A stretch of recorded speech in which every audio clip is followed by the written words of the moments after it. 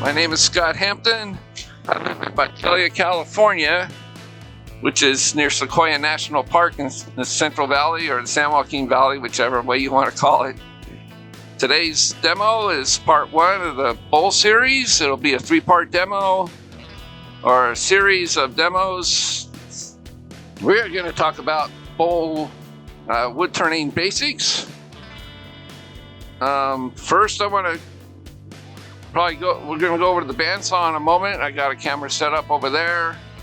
But first I want to talk about how to find the center of a couple of blanks here that I've got sitting right here on my lathe.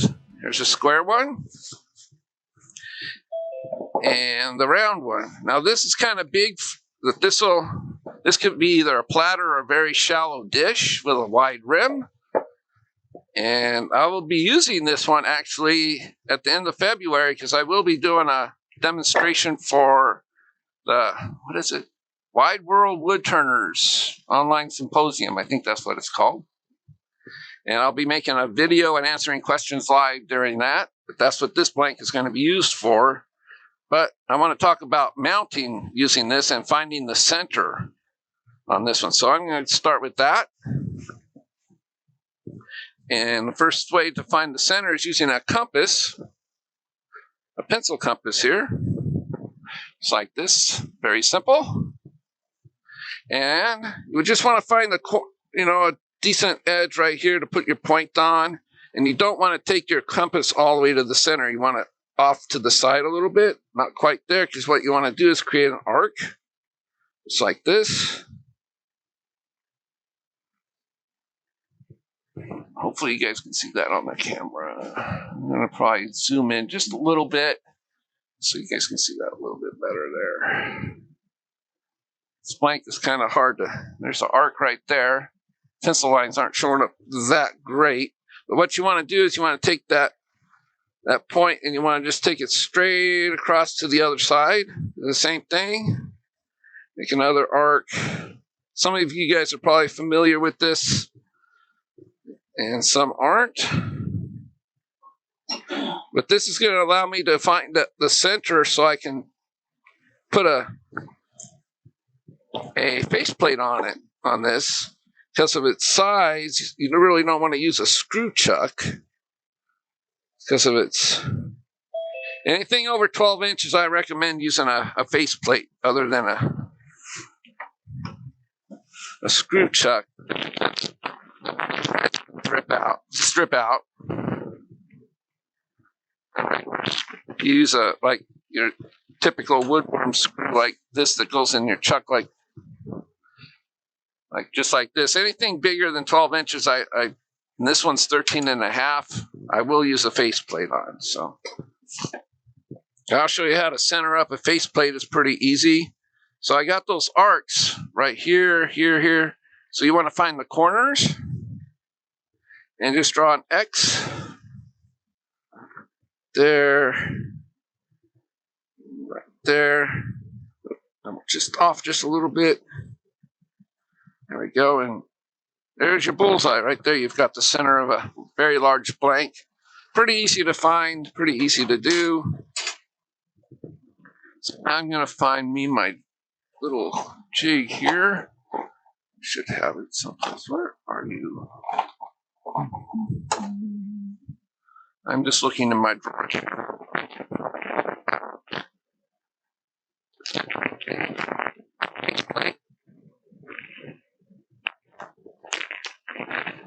Here's my faceplate.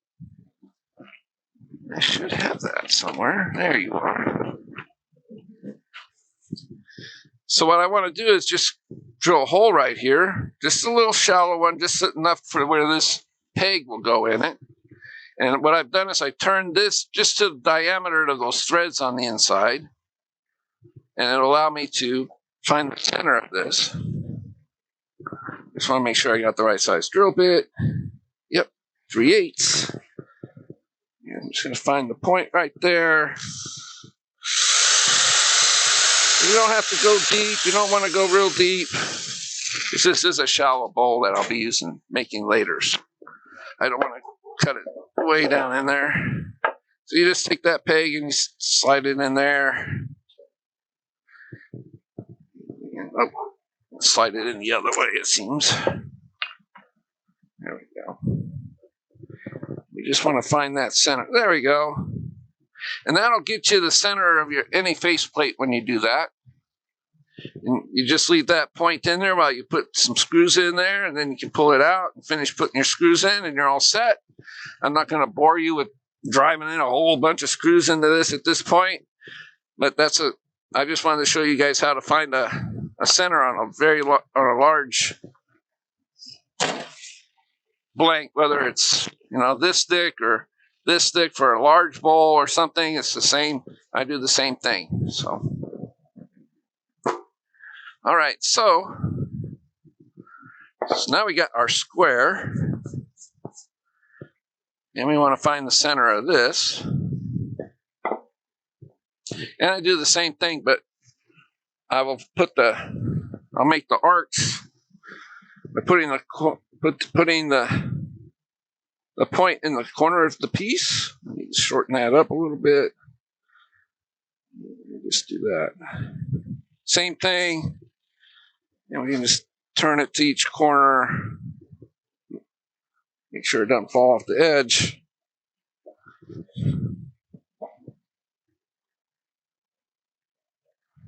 For this, what I'm doing is I'm just creating an arc to where I can find the center and then drill a hole for.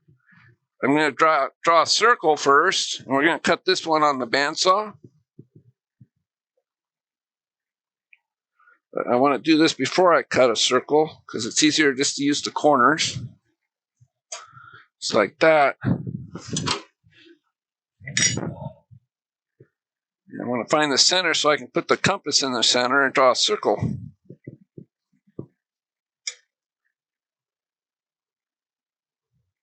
Please feel free to ask any questions if you have any. Sometimes my demos tend to seem a little quiet. I don't know why. Sometimes they do. But so I want to find the center here. Right there. Just find the outer edge here. I want to make this as big as I can for as far as the blank goes. So you can see this is going to be just a little bit off. So it wasn't cut exactly square. And that's why you want to find the center that way. See, there's a little bit of room left on there, and there's a bit of a gap. Could you back up just a little bit with the camera so we can see? Oh, there we go. Yeah, there we go. So what I did is I found the center and I created a circle.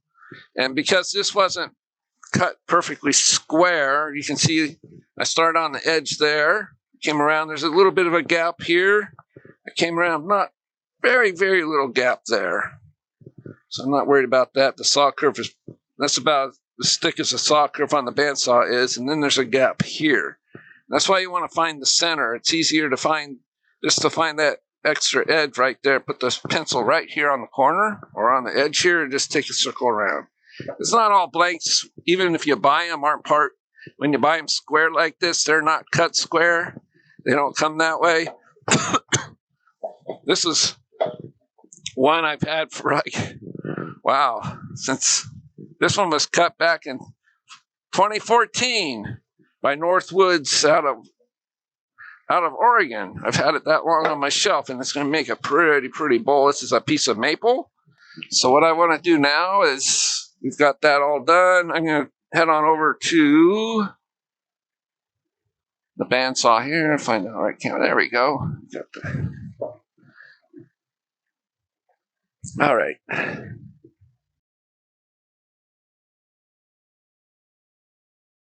So the first thing I want to do is see, you got those gaps right there. What I want to do is just cut a straight line up, a cut right up to that line and stop.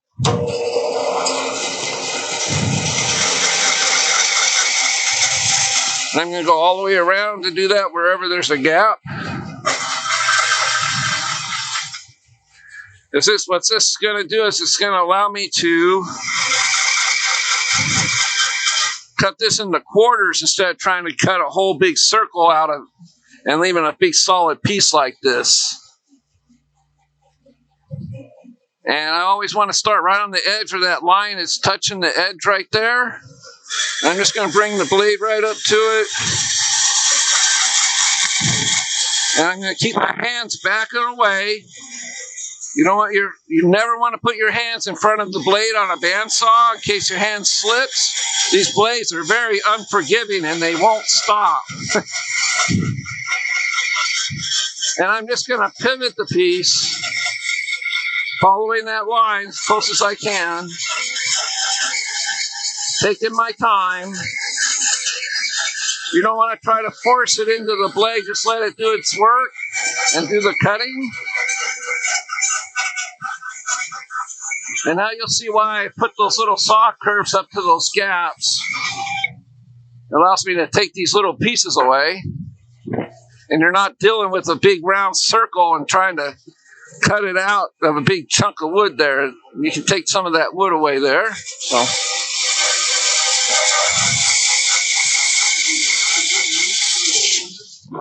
Pardon? Oh yeah. I use them for if they're big enough, I can make bottle stoppers.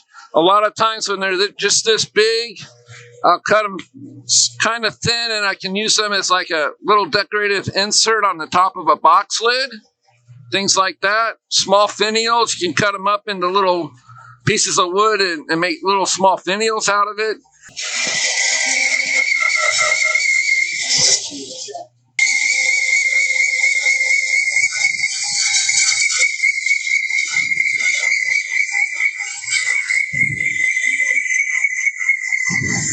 Now, with just a little bit of practice, it doesn't take much to be able to just follow the lines on these kind of blanks like this.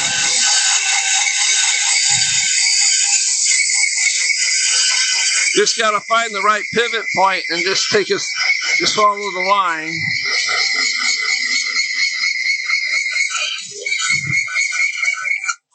There we go. So that's our first blank.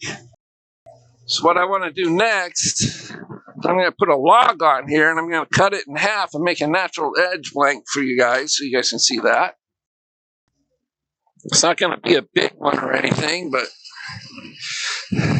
so I'm just going to cut, I'm going to find the pith here. So I'm going to grab me a marker. Because you want to see where the pith is because you don't want it to be in there. Where's my black marker? There we go. That way you guys can see what I'm marking here on the camera. So that might look like the pith, but it actually isn't. I'm going to turn this over. So the pith is right about where that divot is on this side, but because this bottom is a little wider, I want this on the table of the saw. Get a little more, let's see here. It's a little wobbly there, so I might go for this way. That's a little bit actually better. So I've got, this might have came off of a stuff of a branch. That's kind of weird. Definitely got a pith right here, so I want to avoid that. And I'm just looking at the grain. So it's circling around this way. So You're out of camera. Okay. How's that? That better? Yeah? Yeah. Okay. So what I want to do is I don't want to cut where the pith, the pith is right here in this piece. So I'm going to check to see where it is on the other side. And it's about right here. Yeah, I'm just marking it right there so you guys can see it. So the pith is off just a little bit on both sides. So I want to avoid that area because it will make the bowl crack over time. And it's also going to give me a lot more meat here if I just slice off just this little bit right here. So I'm just going to create just a short line here. Just give me an idea of where I want to cut. I need to raise my blade guard up. Those there. This bandsaw I've got is an 18-inch jet, and it's got a 12-inch resaw capacity, so it allows me to do a lot of stuff here. This has been sitting out in the rain, so it's a little bit damp, so it's a little wet. But what I want to do is just hold it right here on the sides and make sure your hands aren't anywhere near the front of that blade. You want them back here towards the sides, and we're just going to slowly cut that through there. So I'm going to lock that saw guard in place, and I'm just going to double check and make sure it's going to clear. And you want these bearings as close as you can to the top of this without touching. That helps with blade drift, especially when it's like this length of a cut right here. Now, cutting your log this way is a lot more taxing on your bandsaw because you're cutting into end grain. You can do it, but it dulls your blade rather quickly. But this way, you're more cutting like with the grain. It's taking the shavings down with it instead of fighting into the fibers of the wood, which is what would happen if you're trying to push it in this way. So it cuts it a lot easier and faster if you cut it this way. And your blades last a lot longer. So got my hands back out of the way. I'm just going to take it nice and easy through here.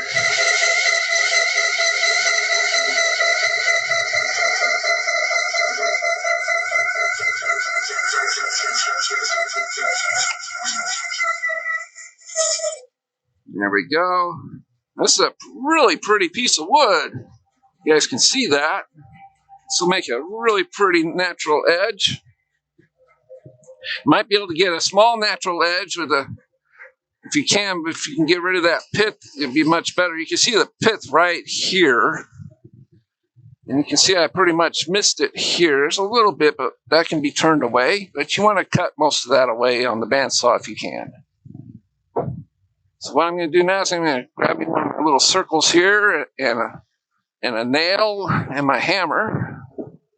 I need to, where's my nail at? I've got one right here somewhere.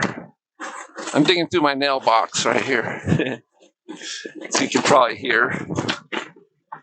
Because I need to get the right size nail. Where are you? Oh, man. You're just being a pain in the butt to find here. There's one. I want a box nail, not a finish nail. So what I've done is cut out a series of circles. And I'm going to show you guys what I've done here. These are just made out of hardwood. And they're all different sizes, so you can see. Each one's about ½ inch difference. Some of them, the more common sizes, I've done the 1/4 inch. What I want to do is find the right circle for this. So I'm going to find, I might be able to go 5½. We'll see. That's really cutting it close.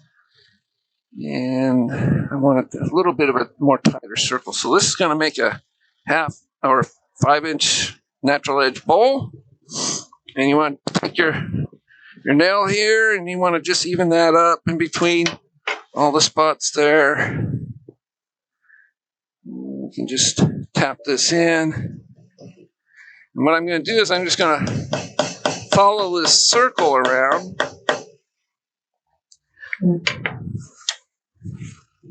Using this bandsaw blade here. Want to make sure the hammer and stuff's out of the way. So the first thing I want to do is I'm just going to slice off where the thickness is here. So I need to lower my saw guard back down. There we go, that's pretty good. I want to leave it up a little high so you can see the cut on the camera. You want to keep your hands away from the front of the blade. And we're just going to cut it kind of close to that disc.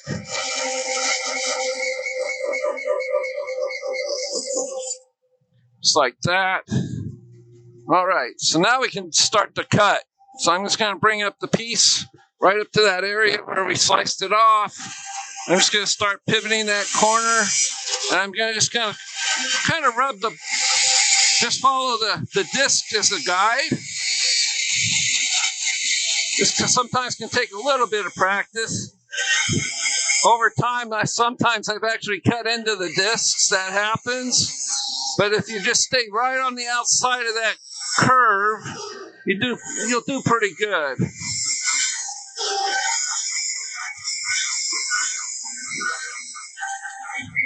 So I'm just going to come straight out from here. This is getting a little awkward to cut with the. This is getting a little too big. So I'm just going to restart the cut right here.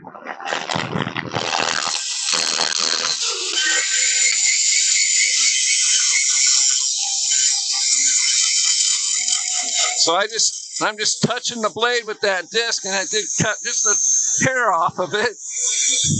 That's why I use cheap hardwood, because you will cut through these sometimes, and it's best just to, that way you can just make other ones, and you're not going to be spending a lot of money creating them over and over again if you need to. So I'm going to get that cut started.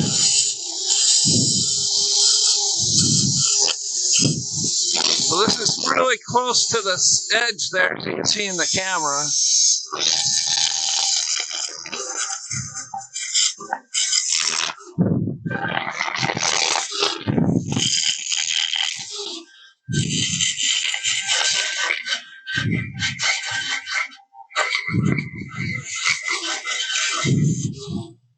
And there we go.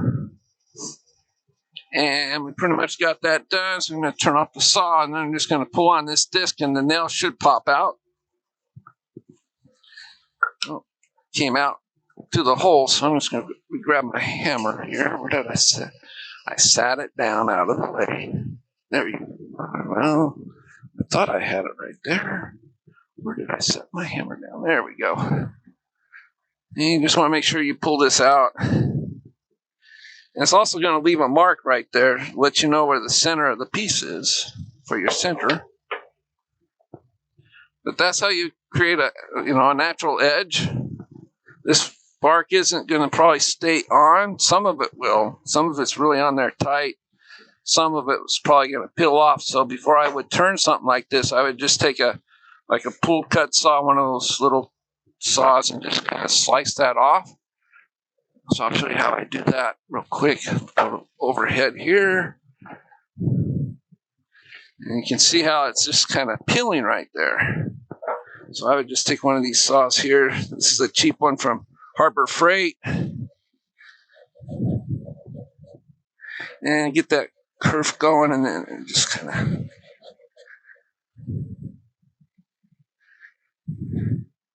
Yeah, it's almost ready to come off there. You want to remove any loose pieces of bark off any of your natural edge. If it peels off, it can hit you, and it's not very comfortable. So it creates like a danger zone there for you. So that's pretty good. Now, if I was to get started on a piece like this, I would take thin CA glue and just run a bead of it right around the edge here where the bark is, and it helps hold it on. And you probably need to do that 2 or 3 times until you get the outside done. That's how you would make a natural edge. I don't know if we're going to get to this one today, but we'll try. There's the chuck I'll be using right there. Now, if you guys want to know of a couple good books on bowl turning, there's one by Richard Raffin called The Art of Woodturning Bowls. Excellent, excellent. It has all kinds of things about different forms and things like that. And I also recommend this one, David Ellsworth. It's not only hollow forms, but it's bowl turning. And he talks about different grinds and different types of tools and shapes and chucks and all types of different things. So this is a really nice book to have too. And I've got that hole drilled. And right there, I've got that chuck. Let me see if I got, there we go. You can see that I've got that woodworm screw right in between the two jaw faces. Right there, there's a groove in it. It's right there. And that's where your jaws should fit in, right there. This is a big mark chuck, but this is a one-way woodworm screw. I've yet to see anybody bend them. I've seen some of the cheaper ones bend when somebody's gotten a catch. But because this bowl blank is only little under 7.5 inches, it's perfect for using on a screw like this. Just want to crank it on. Sometimes I'll put like a little bit of a wax on the threads, make it easier to screw on and off. That jar is hidden away somewhere. I don't see it, so I'm just gonna screw it on as it is. And I'm holding on to the lathe handle on the back side there to get pretty much down to the bottom here, and then I'll lock it in place to finish off. So you can use both hands. And now I'm going to move my headstock over so you guys can see it a little bit better here. There we go. You want it good and tight. You want the jaws seated. Let's do the overhead there.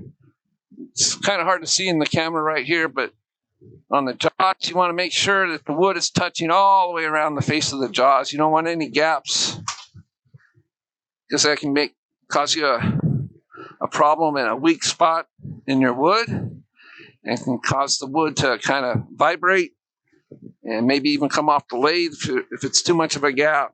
It's just a weak spot, and you want to avoid that if you can. You see this one's a little bit out of round. So what we want to first do is true up the edge here. I wear a glove when I'm turning because my skin is it can cause the wood coming off my chisels causes an abrasion right here. I've got, thin skin, they say, I guess. Scott, that's a custom glove too, right? Pardon? Your glove, that's a custom made glove on your side, right? Well, this is just a leather glove. Do not use any gloves that are cloth made.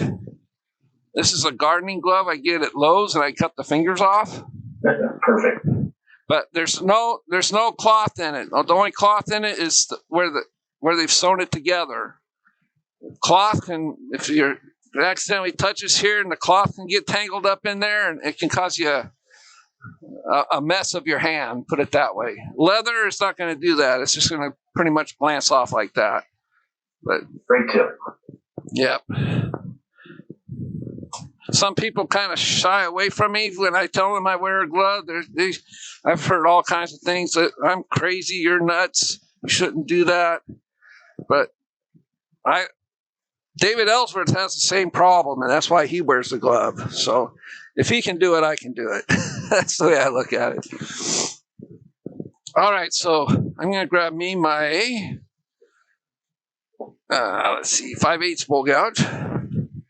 And what I'm going to do is I'm just going to bring my tool in at 45 degrees. I'm just going to take it across here. And I'm just going to keep making cuts until this is running true. And I just want to get the lathe turned on here. Make sure your lathe is down to 0 before you turn anything on. And I've already spun the piece before I even turned on the lathe, just to make sure nothing's touching. Everything's locked down well. And one thing I'm going to show you guys what I checked. I want to make sure that the point, when the tool is level, the point of the tool is on center or just above center. It could be either or. You don't want it way down below center because it's going to keep wanting to pull your handle up behind you. Above, it's going to just kind of be really kind of grabby if it's too high above. So you just want to try to get that point just right now. I've got it just above center, which is good for this kind of a cut. And I start off slow. I'm going to turn down the lathe a little bit. Just because this is unfamiliar wood, you don't want to start with a really fast speed. So I'm going to start this cut at about between 900 and 1,000, which is fine for this kind of a cut. So I got the flute at 45 degrees, and I've got my right foot ahead of me here. And I'm going to lean back as I make this cut. I'm just going to straight across, leaning back on my left foot or my left leg. And then I'm going to use my body. The handle's in my side.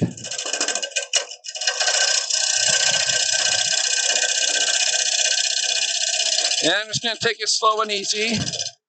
So it's coming out of the cut, so I'm going to come back a little bit, and I'm going to move the handle away from me a little bit. The handle is kind of like the steering wheel at this point. And I'm not pushing on the bevel. We don't want to push on bevels. Whoever coined the phrase rub the bevel was mistaken. You should float the bevel or just very lightly touch it as you're taking that cut. You don't want, if you're forcing that bevel into the wood, you're going to cause some catches and some other problems with your cut. They're not going to come out that smooth. Just like this one, if it's a little rough, just because the shape of it, the next one's going to be a bit smoother because I was just taking out a lot of that unevenness there. So I'm just going to clean this up a little bit better. A lighter cut than I took a minute ago.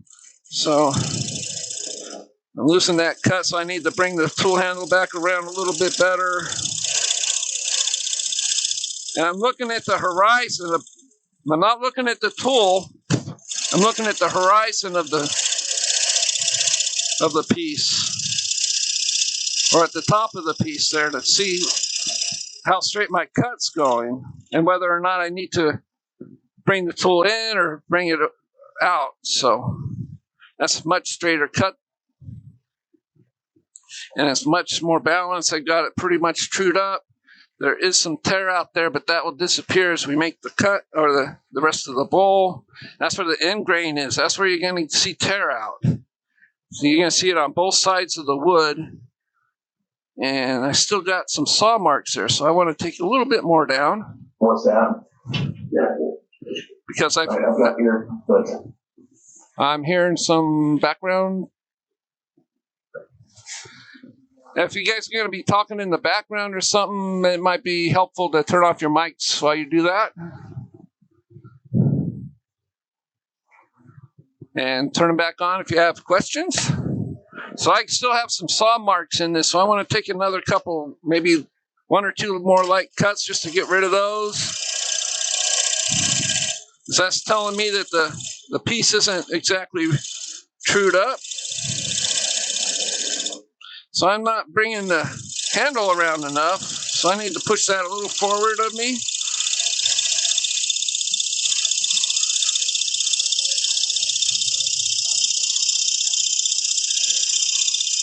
And I'm not cutting on the tip of the tool. I'm just off the tip, just a little ways, just right there. And I'm pretty much got all of the while. There's some nice resiliency in this piece of wood. Just a little bit of saw marks there, but that's going to disappear when we get to shaping it. So it's pretty much trued up this way. So next thing you want to do is you want to true up the face. And this is all just to get rid of vibration and things like that. So I'm just going to bring my tool rest up just on a slight angle to the piece, not parallel to it. And instead of, the way I like to do it, instead of doing these back and forth cuts, I'm going to check the center of my tool here. Make sure the tip is on center. Yeah, I just need to drop it just a little bit more. All right, because I'm going to have my flute almost closed, and when instead of coming back and forth like this, which can get tiresome and hard on your body, I'm just going to start here, and I'm just going to go straight into the blank and work my way towards the center.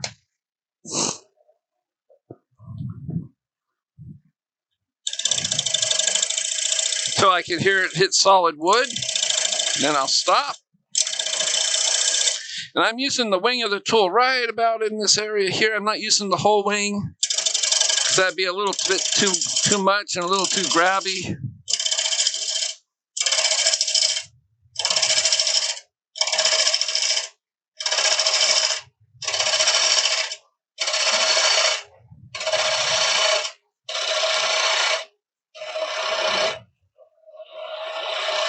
And now I'm just going to do a whole cut all the way backwards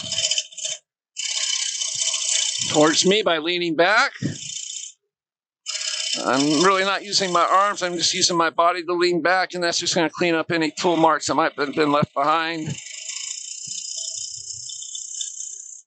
There we go.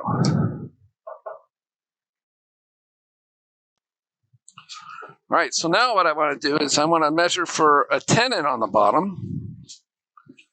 Yeah, let's see here. I think I've already done that. I'm just going to double check with my calipers here.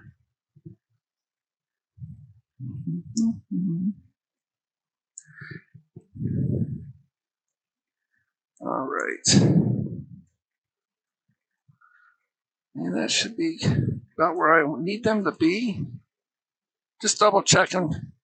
Make sure I did it right the first time. Yeah, you always want to measure your jaws before you mount your piece on, before you want to make your tenon. So it's a little, I can go a little smaller, I think. There we go. Scott, do you have a preference or anything to comment on a tenon versus a recess? Oh, I was going to talk about that. I like to do both. Depends on the size of the blank I'm doing. I mean, if it's going to be a not very thick dish like this, I tend to do the recess, because a tenon does take away some wood, and you're better off making a recess on say this piece is like about this about an inch smaller in thickness than this one is. Because a tenon is going to take at least 1/4 of an inch off of this if I was to do that. So that would make the tenon about right there. But say your blank is 2 inches thick, and you want some sort of resemblance of a bowl in there, and you take a 1/4 to 3/8 out of that, you're losing a bit of wood there. So in that case, if this was like a 2-inch thick blank, I would go for a recess. Because a recess, you can make, you can actually, I've turned bowls like this with this recess not even a 1/4 inch deep, and it holds just fine. What you want to make sure of when you do that is you have your circumference right as far as your measurement of your jaws. So you want to close them almost all the way down, not quite, but almost, because there is a saw curve. These things are manufactured, they're cast as one solid piece, and then they cut them. It causes a saw curve there. Well, if you tighten that all the way down, you're no longer got a perfect circle. So you just want to open them up a little bit, just like this. Then you want to just take your calipers, and you're just going to measure across from edge to edge. Because you don't want a big open spot area. You don't want to go, out when you're using a recess, because what's going to happen is you're only going to be holding here, 4 spots. But if you can get your recess down to that proper circumference of the jaws you're using, it's going to grab all the way around. That's why you can go thinner. That's why you don't have to go as deep. Okay. Yeah, so you don't want to open it up to where you're just grabbing on 4 sides. So what's going to happen is that the wood can spin. It can also come out of the lathe, because it's not held very well that way. But for this one, I was going to make a tenon, because I got that extra wood right here, so it'll be fine. So what I want to do is I want to find the center of this. So I've seen a lot of wood turners. They turn on the lathe, and they poke this thing in there, and then they try to line it up. And sometimes I've seen them come in and actually touch the wood, and there goes the calipers right out of your hand and into your head, you know. So I just do it by hand. It's fine. It'll leave a scratch. So you can see that I'm just a little bit small there. I want to go a little bit bigger, so I'm just going to adjust that if you want, or if you remember that right. So what you want to do is you want to bring this out just a little bit. And just do another scratch on the outside there. So that scratch is lining up with the point right there. So I got the tenon right as far as the size goes. I'm going to grab a pencil so you guys can see that. And I'll mark it. So I created 2 scratches. The inside one was too small, so I'm just going to come on the outside one here. Kind of went out of the groove a little bit. There we go. And that's the size of the tenon I want right there. There's no need to do that under power. I think it's a little dangerous myself. I've seen Cindy drove there a lot of other ones. They do that, but it scares the heck out of me whenever they do it. So, but that's just me. I'm kind of a safety conscious as far as that goes. So what I want to do is I'm going to grab me my parting tool, and I'm going to create a groove right there. I can remember where I put my parting tool. There you are.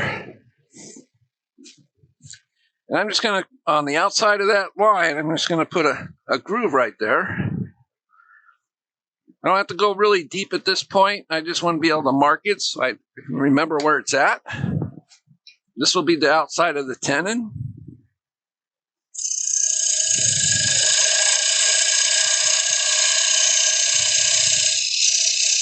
So I'm just going to go part way in, not the entire depth of what the tenon will be, because I do need to make it a dovetail, and you can't do that with a parting tool. You need to use a gouge of some sort. So what I want to do now is I'm going to grab my 5/8 bowl gouge again. What I'm going to do is I'm going to just start cutting this down to that level of that groove right there. So I'm just going to bring my banjo out a little bit. I'm not going to put it at 45 degrees, my tool rest. As what I've learned, if you put your tool rest at 45 degrees like this, and you start trying to create that shape, even if you start here and then move your tool rest to 45, you'll tend to create more of a straight line and not quite an uplifting curve. But if you put your tool rest on an angle like this, you'll tend to create more of an uplifting curve because you're not following the tool rest so much. And it's almost like if you have it at 45 degrees, you have a tendency to follow that 45 degrees straight up, and you'll end up with just an angle right there, just a straight up and down angle instead of a curve. All right, so now that the piece is a lot much tighter, and just for safety's sake, I like to do this sometimes. It is on that screw center, but I do like to bring up the tell center if I can.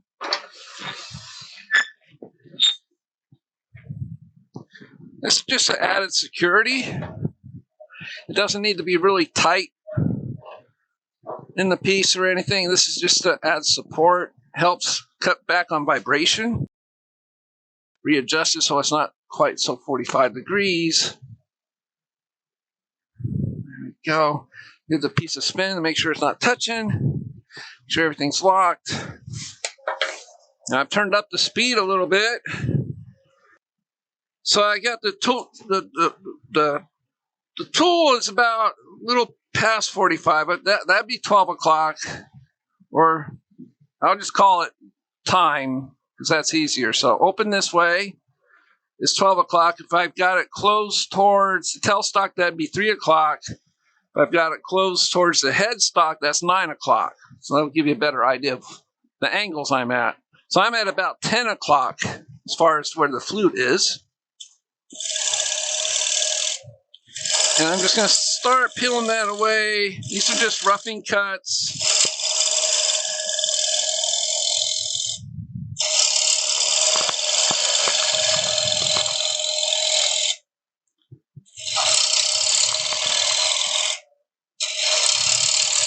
I'm just getting a general shape right now, but I still do need to take this wood all the way down to the bottom of that groove. Because that's why I'm working towards the center there and just creating a small curve to start with.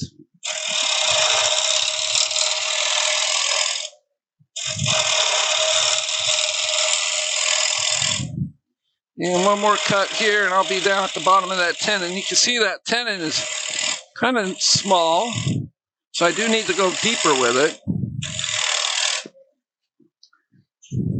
So I'm just going to turn my tool at 9 o'clock. I'm just going to do some cuts this way.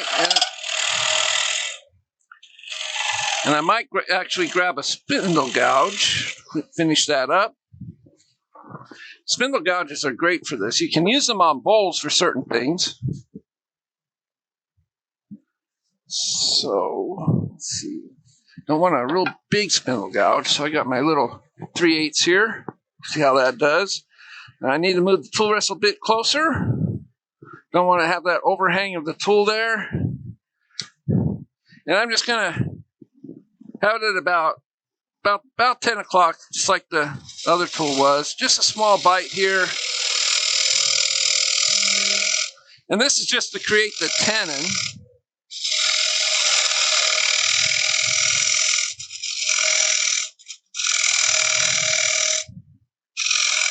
It's going to allow me to create that dovetail too. There we go. Almost as deep as I want to go. And this is also going to allow me to create a nice hard shoulder right here. You can see the dovetail I created. And then it's flat on this part. And you want a nice sharp corner between these two. You don't want anything that's going to kind of make those jaws stick out or not allow them to seat up against this flat area here. And sometimes what I'll do, which is not a bad idea, so you can actually create just a slight concave where you go in a little bit deeper here and then bring it out and lighten it up a little bit coming out for the jaws to rest on. What you don't want is a bump. You don't want a convex where you're going to have a hill right here in this area right there. Because your jaws won't seat against the wood properly, and it causes you some major problems as far as holding the wood on right when you flip it around to hollow out the inside. So that's a pretty good tenon right there. It's deep enough. Let's just, for fun's sake, let's just measure it just to see. And I am 1/4 of an inch deep, which is pretty good. Not bad at all for a size bowl like this. I can make it a little bit deeper if I, 3/8. But you don't also want to do, let's see if I can bring that camera over this way. I don't know if you're going to be able to see that. You don't want this tenon to bottom out in the bottom of your jaws. Then your jaws will never seat against the wood right here against where the tenon is, and you're never going to get a good grip on that. You're going to shear that tenon off big time when you do that. And that's going to cause you a headache if it hits you in the head, of course. But I'm pretty sure that's good enough tenon for this size. So what I want to do is I want to continue on with the shape now. And so I'm going to put my spindle gouge away. We don't need that anymore. Grab my 5/8 bowl gouge again.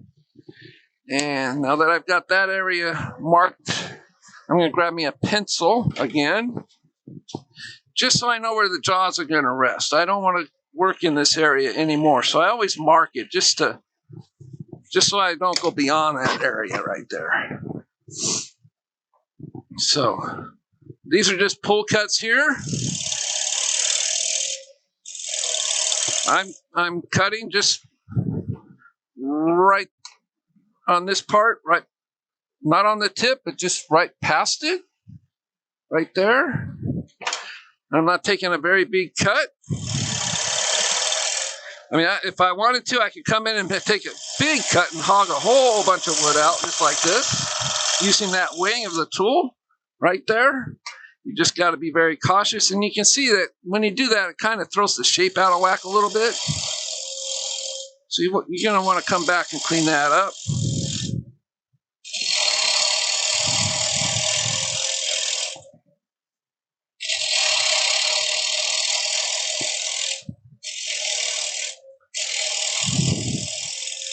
And I'm still not using my arms too much. I'm using my body. I'm just kind of leaning forward on my foot, my right foot, and then I'm just leaning back on my right foot, or my left foot. Like that. And we're getting a good basic shape going. So I want to move my tool rest again, just so I can get the angles right.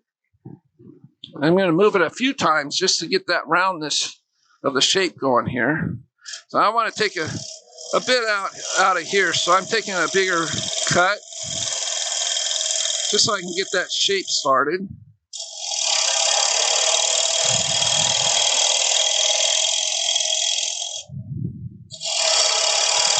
Right now that shape is looking really kind of flat and dumpy because sitting on a table, it's not a very uplifting curve, as you can see.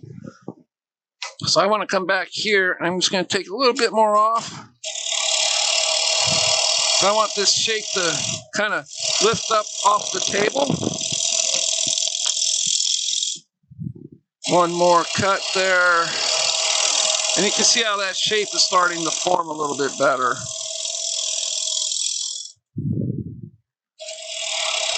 So I'm going to just take a light cut using the wing here, pull cut, leaning back.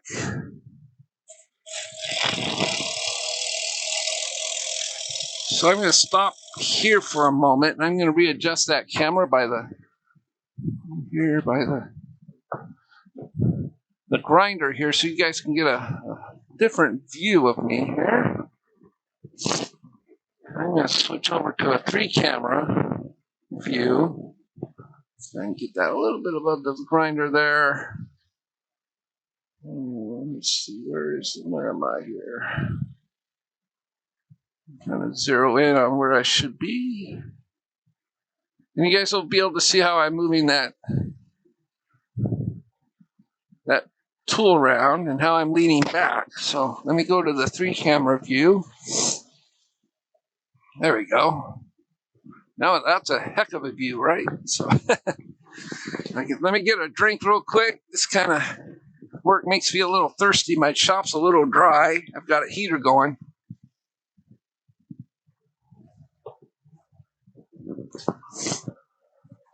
So this will give you a pretty good view of what's going on, and you'll be able to see how I'm holding the handle in my side and the angles I'm using in that one corner there.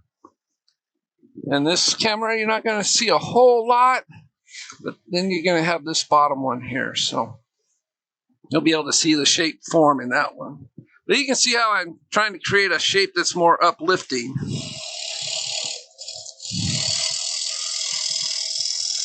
Uplifting. Pardon?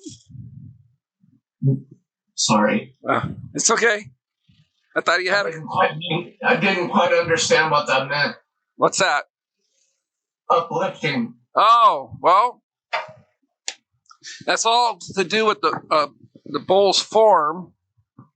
Sometimes I'm even guilty of it at times. What happens is you bring the curve out it's too flat, or, not quite much of a curve right here. And then all of a sudden you curve up. Well, then when you put it on a table, it looks kind of flat and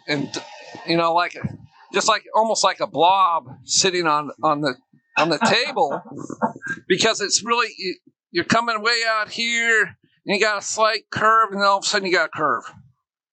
Oh, okay. See what I mean? And I'm taking that away right through here, so you can see. See, if I was to leave this and come out, and then boom, you know what, and it's sitting on a table, it's going to look kind of flat. Mm-hmm. So what I'm doing is I'm creating this curve to where it looks like it's sitting up. It's sitting up nice and proud off the table. Oh, I see. Okay. Okay? Thank you. Yep. I've taken classes and been a videographer for a lot of known wood turners, and I've picked up all these tips and tricks and all this kind of stuff, and that's where that came from. Is like the uplifting curve. I think I got that from Mike Mahoney, as a matter of fact. He said, I kind of understand that now. He's like, don't make bowls that look dumpy sitting on the table, because they just, you know, like they're squatted, you know, like something's on top of them squishing them down. You want them to uplift off the table. It gives it a much nicer look to it. Mm-hmm. So I turned the tool rest again. But right now, these are all rough cuts, so you're seeing a lot of tool marks through here. I'm going to show you how to get rid of those in a moment. But for this bowl, I'm going to add a little something here. I want to either make it a little enclosed. I'm not sure. I'll ask you guys. Kind of make the curve kind of come in on itself just a little bit, which is a nice feature. Or you could actually put a lip on the outside of the bowl, which is a nice feature too. So I'm not sure which would you guys like to see. I think a curve would be nice. An inward curve, yeah, because that's my favorite. I've seen the kind, you know, they have the lip on the outside. Those are nice. A little more difficult to make. And I was thinking of showing that one during my next demo, because that's all going to be about design and things in February. So we're going to go over a lot of the form and shape and different designs and things like that in the next demo. So yeah, let's just do that curve there. So what I want to do is I'm going to turn off the lathe, because this is going to be moving my tool rest kind of close to the wood. If you're going to be doing that, you want to make sure you turn off your lathe before you go moving your tool rest into it. So what I'm going to do is I'm going to turn the tool over and bring it up just a little bit so it's not riding on the bevel. If you got your tool rest sometimes too close, you'll be actually riding the tool on the bevel, which can actually tilt it into the wood and cause a catch. So you want to make sure you're back far enough where you're on solid wood there. So what I'm going to do is I'm going to close the flute down. I'm just going to do a nice little scrape right here. And you'll see that form, that little curve, inward curve form as I do that. Yeah, wow. What is that? Is that a crack? Or is that a saw cut? You can't tell. I might have to put a little CA glue in there. You guys can see that crack. It showed up. Yeah. It's not very deep, because I don't see it I can just barely see it going barely there. So it might disappear when I do the finish cuts. If it doesn't, I'll put a little bit of thin CA glue on there and maybe rub some shavings into it real fast and fill it in. But right now, what I want to do is create that inward curve. So what I'm going to do is I'm going to close the flute, and using the wing of the tool, the handle straight, I'm just going to kind of come in here and just scrape that curve into it.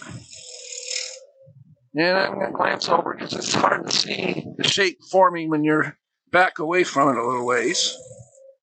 But you want to be pushing down with your thumb onto the tool. You don't want to try to grab it really tight. This is your fulcrum right here. So I'm just using my thumb to keep the tool on the tool rest. Not a heavy push, just enough to where it's going to balance everything out.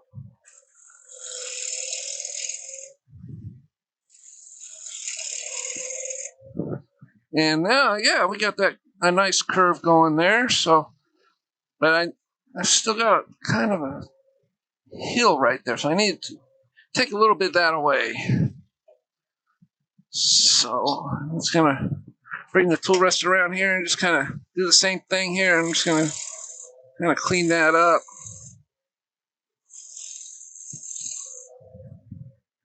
And that hill is kind of gone, but that's too steep of a curve, so I want to bring that curve out a little bit, that inward curve. It's a little too sharp and a little too close to the edge of the bowl where the rim will be. That's better. That's much better. So I still got that bump right there, so I'm just going to kind of ease that away. I've got the flute closed it because it's towards the tailstock at this point. It's at 9 o'clock. As long as this top of the bevel is not touching the wood. You don't want to close it so much to where that happens. Sometimes it can cause a catch, but most of the time it just rubs and causes scratches in the wood. All right, so now we just need to do some cleanup cuts coming back the other way. So what I'm going to do is I'm going to create a shear cut using the gouge.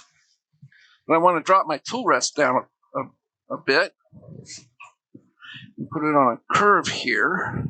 And you guys will be able to see this in the camera when I do this. And I'm going to close the flute almost, pretty much until this bevel's not, as long as that bevel's not touching right there. But what we're going to do is we're going to drop the handle way down here, so you can see in the camera. I'm just going to run it across the edge. And I'm just going to have to swing it around. I need to adjust my tool rest a little bit because it was hitting right here. So what I want to do is just, but you want to drop this. This is called the shear cut or shear scrape.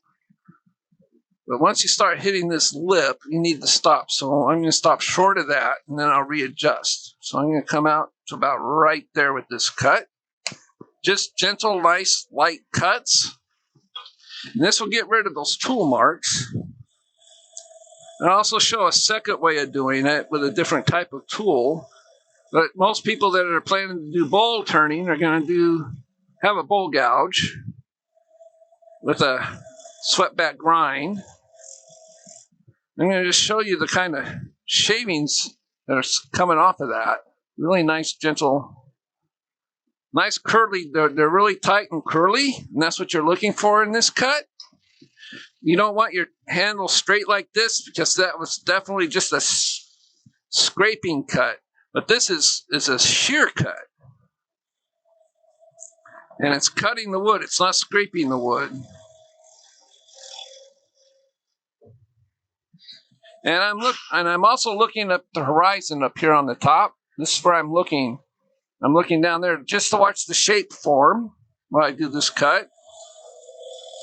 Make sure I'm getting all the humps and bumps that I want out of here at this point.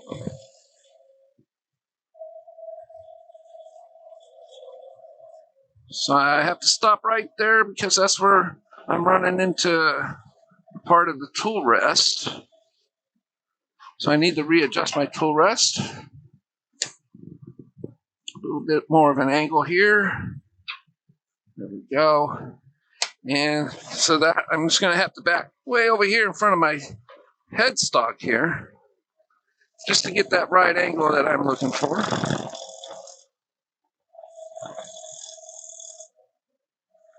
Okay, so I didn't have it quite closed enough, and it created a slight groove right in this area here that left like a dark line that you might have saw. It's because I didn't have the flute closed enough.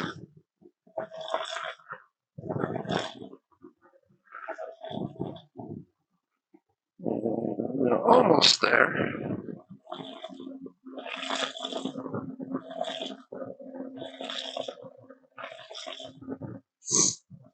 And I'm going to come back the opposite way and do the same thing. I'm just going to drop the tool way down.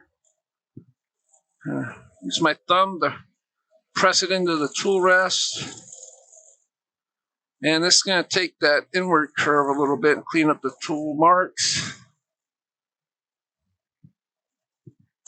Yep. I think I might have touch the tool. I left the gouge in there. I thought I heard that. When I was taking my tool off the tool rest, I accidentally touched the wood when I took my tool away. So I need to clean that off.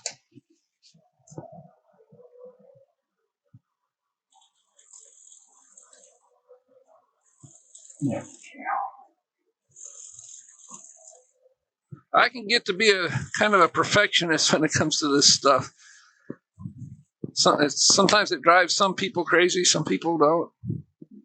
So I think I got that pretty much gone. And I got a really nice shape. Now you can see how the shape is more uplifting a little bit. Now this is going to go away a little bit. This area here where the tenon is, when I create the foot, it's not going to look like this once the foot's created. So it's not going to, this flat spot's going to be pretty much gone. I'm going to create a small bead right here and then a slight cove where this tenon is. That tenon's going to be completely gone when I get done to it. But I want to get some thin CA glue and just put it right in here so it doesn't seem like that crack wants to go away. So let me find my thin CA glue. And I need to find my pliers to pull that cap off. They're a little tight. Come here, pliers. There we go. I just grabbed me a pair of pliers to help loosen that lid here. There we go. Just got to break it free. And I'm just going to grab me some dusty shavings here. And as soon as I get this glue in here, I'm just going to rub it into it real quick. Just like that. Kind of fill it in. Then I'm just going to do a couple of easy cuts just to kind of take away that dark line in the piece there. I've kind of filled it in a little bit. So you definitely do not want that showing up in our piece when we try to finish it. And also it's kind of hard to stand that out. So it's better to just do a nice shear cut again and just kind of get rid of that.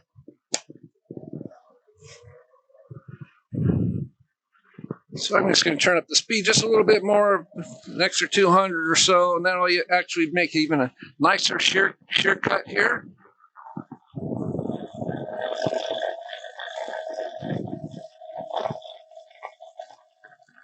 And I left a little bit of a line right there, so I'm going to clean that up. And this might be a good time to show you guys that other tool that I like to use. And see how the CA glue is disappearing there. I have what's called shear scrapers. Let me grab this one here. And these are a specialty tool. They're like a scraper, but not a scraper. They're made from a round stock, this round down flat on the top. It's got a nice curve on here where you create a burr, just like a scraper would. Excuse me. And all you have to do is just bring it on here and just take it across the edge, just like that. So I'm going to raise the tool rest up just a little ways and still have it low for that shear cut with the bowl gouge. And this one you don't have to lower the gate or the tool rest for, just because of the angle this tool is at already. It's got that curve and everything right there. So you just take it and sweep it across. So let's see how this does, cleaning up anything that was left behind by the tools. So you can see it's a really nice fine cut coming off of there. And you can swing this down a little bit further than you could, say, doing the shear cut with the bowl gouge. You don't need to move the tool rest.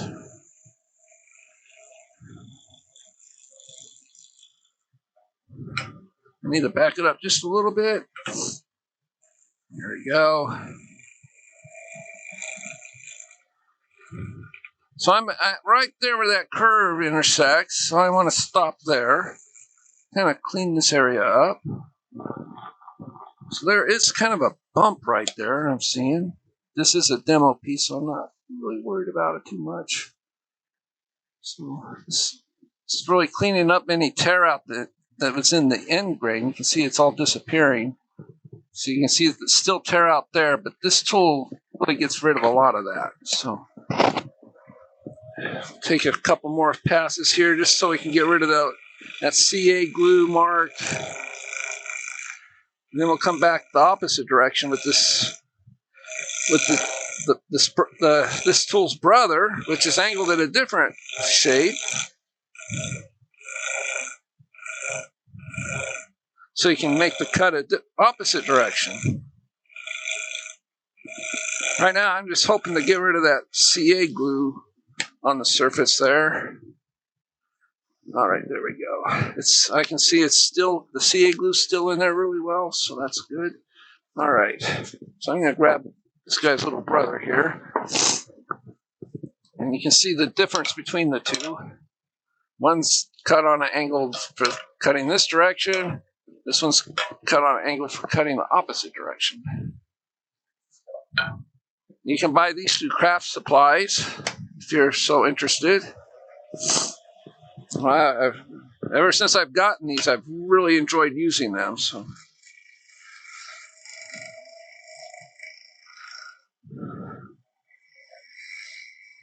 And I find that they remove tear out a lot easier than doing that shear cut with the bowl gouge. And it saves a lot on sanding. I find that I could usually start with 180 or even a higher grit after using these tools. What are those called again? These are shear cutters. They're called Tracy Owen. They're made by Crown Tools. So you can see it got rid of a lot of that tear out that was just right there on that corner. There's a little bit there. So I'm going to try to swing that other tool around and see if I can get rid of just that little bit of tear out I see right in this area right here. So I'm going to back up a little bit, get right up next to my headstock so I can get the right angle here. This also allows you to turn the tool at different angles. Depending on how sharp or how deep of a cut you want to make, you can turn it this way, which is more of a scraper type of cut.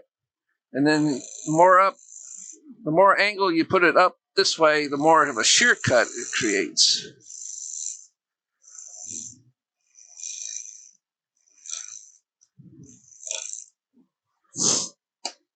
Let's see how we did. All right, we still have a little bit of that, but that's light enough now to where any oil I apply to it will get rid of it. There's still a little bit of tear out right there, so I just want to touch this with this real quick, right in this area, so I can get rid of that tear out. And these are really light cuts, so they don't really affect the form of the bowl too much. So they don't take a whole lot of wood off. It's just enough to clean things up. Oh yeah, that's much better. So this is be ready for sanding right now, which I will talk about in a little bit. I'm going to put these away because we are done with that part right now. Now, if I wanted to, this is how I would sand the outside. So let me do that real quick. I'm just going to use one grit of sandpaper here. Let's see if I got. Oh, where's my 180 at? And 180 out. What I did? It's a little better. So I use a handheld, what this is called, a handheld power sander. And it's powered by the spin of the lathe instead of using it in a drill bit or in a drill. I prefer this. I find that it actually leaves a nicer finish. And it works really well. You just bring it along the edge of the bowl there, and just the spin of the bowl create enough force So I want to turn down the lathe a bit. You don't want to turn really fast or sand fast. So I'm going to get it about, that's too slow. It doesn't work if it's stopped. I usually get it between 600 and 800 RPMs.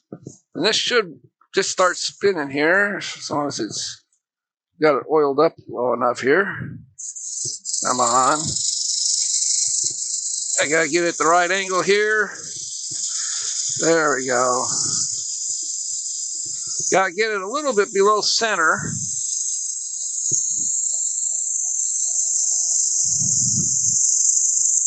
And you can see how it's just spinning on the surface.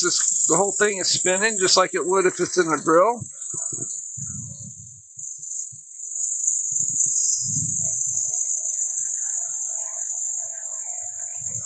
So I need to come back the other way just because of the shape of this curve here. Get it below center there to where it's just right on the edge. Got to hold on to this thing tight sometimes so it can get a little jumpy on you.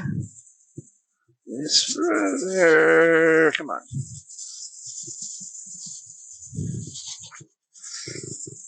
There we go. Come on. Come on. It's got to spin. It's not liking this angle too much. There it goes.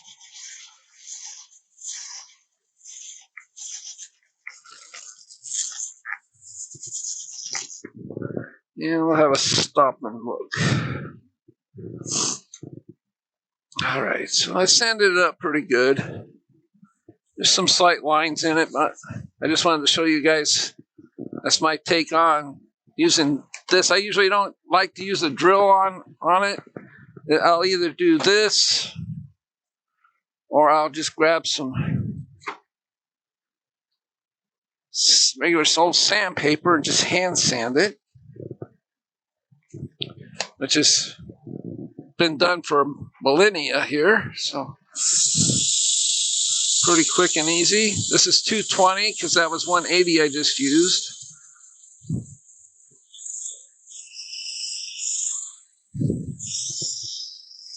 You don't want to really go above 800 because then the sandpaper will get too hot and the wood will get too hot and it can actually cause surface checking. So you want to do it nice and slow. That's just going to get covered up with oil if I oil it. If I was to spray it, I'd want all this gone. All that CA mark gone. Because it'll show up in a spray.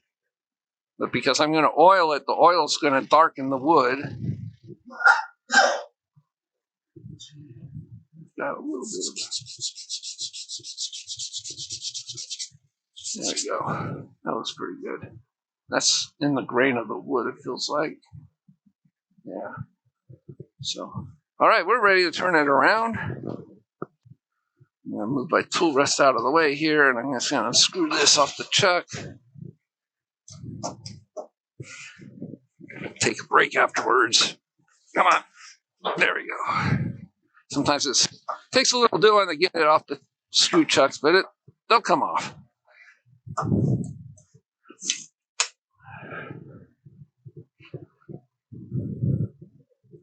There we go. She's all ready to turn around.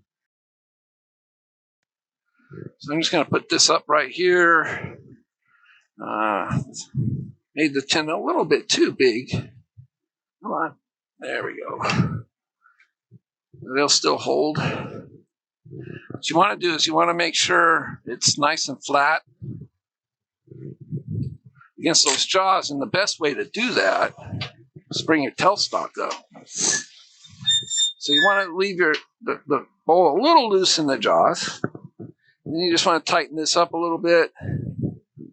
And then finish tightening it down. I'm just going to loosen up the jaws just a little bit and then give this tailstock a turn and then tighten this down.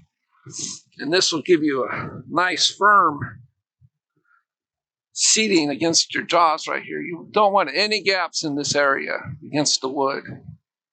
So that can cause your tenon to shear off. You need to have those jaws flat and up against the wood. You don't want it buried down in here to where that tenon so deep that it's touching the bottom face of the jaws. Because that won't allow you to properly mount the wood. And I always turn my, there's a reason why they have a wrench port here and on the other side. This allows you to give it an extra turn. Sometimes if you just turn it on one side, it doesn't get quite enough on the other jaws. So you always want to turn your chuck and tighten it on both ends there. A quick question. Yeah. Flute, the flute for bowl gouges comes in various shapes. Right. Do you prefer the parabolic, the U, or the V shape? Most of my bowl gougers now, they're either Sorby or they're Jimmy Clues style Thompson tools. And the Jimmy Clues Thompson tools have a parabolic shape to them compared to the V cut. So I've always and all the that I know of, all the bowl gouges that come out of Europe have a parabolic shape to them, or a U shape. You have to ask which one. But a U shape, I tend to, like this one here, this is a U shape. They tend to be used more on the bottom of a bowl for cleanup cuts and things like that. That's what I use mine for. I find it's a little more difficult to get the cut started with a U shape, and they're a little more grabby. You got to really watch where that cut is on the tip compared to a parabolic flute. Because it can grab and twist the tool if you're not careful with the U shape. It just takes practice to learn how to do it. So, Hey, Scott, are the curtains behind you to just kind of keep the chips from going back and uncovering everything behind it? that and to hide my mess. Yeah, mostly to keep the chips off of everything, because it can get a bit of a headache. My computer's back there, and I want to try to keep as much dust and stuff off of it as I can. So that's why the curtains are back there.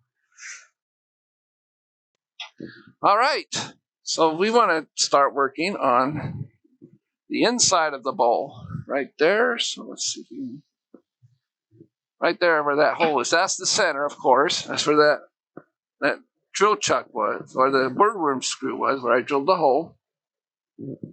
Now there's a couple of ways to go about making this. You could either start in the center by creating V cuts in towards the bottom, and then working your way out towards the rim. Now on a bowl this size, that's fine.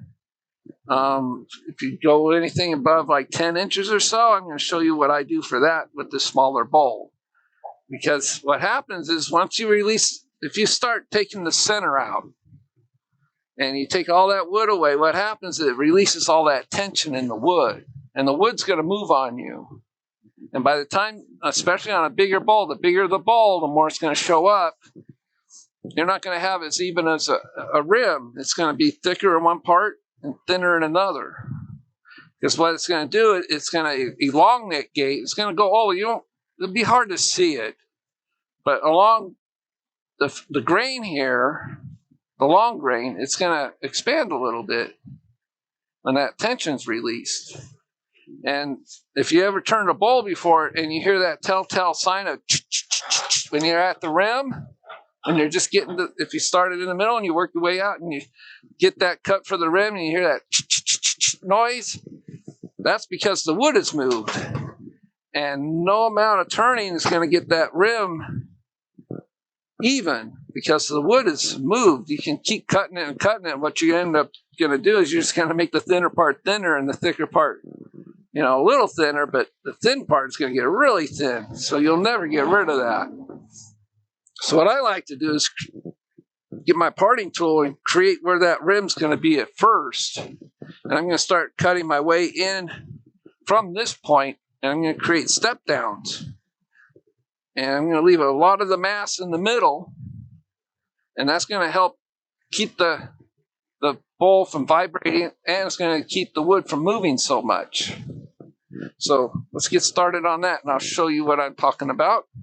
Let me grab my parting tool again. Where did I put it?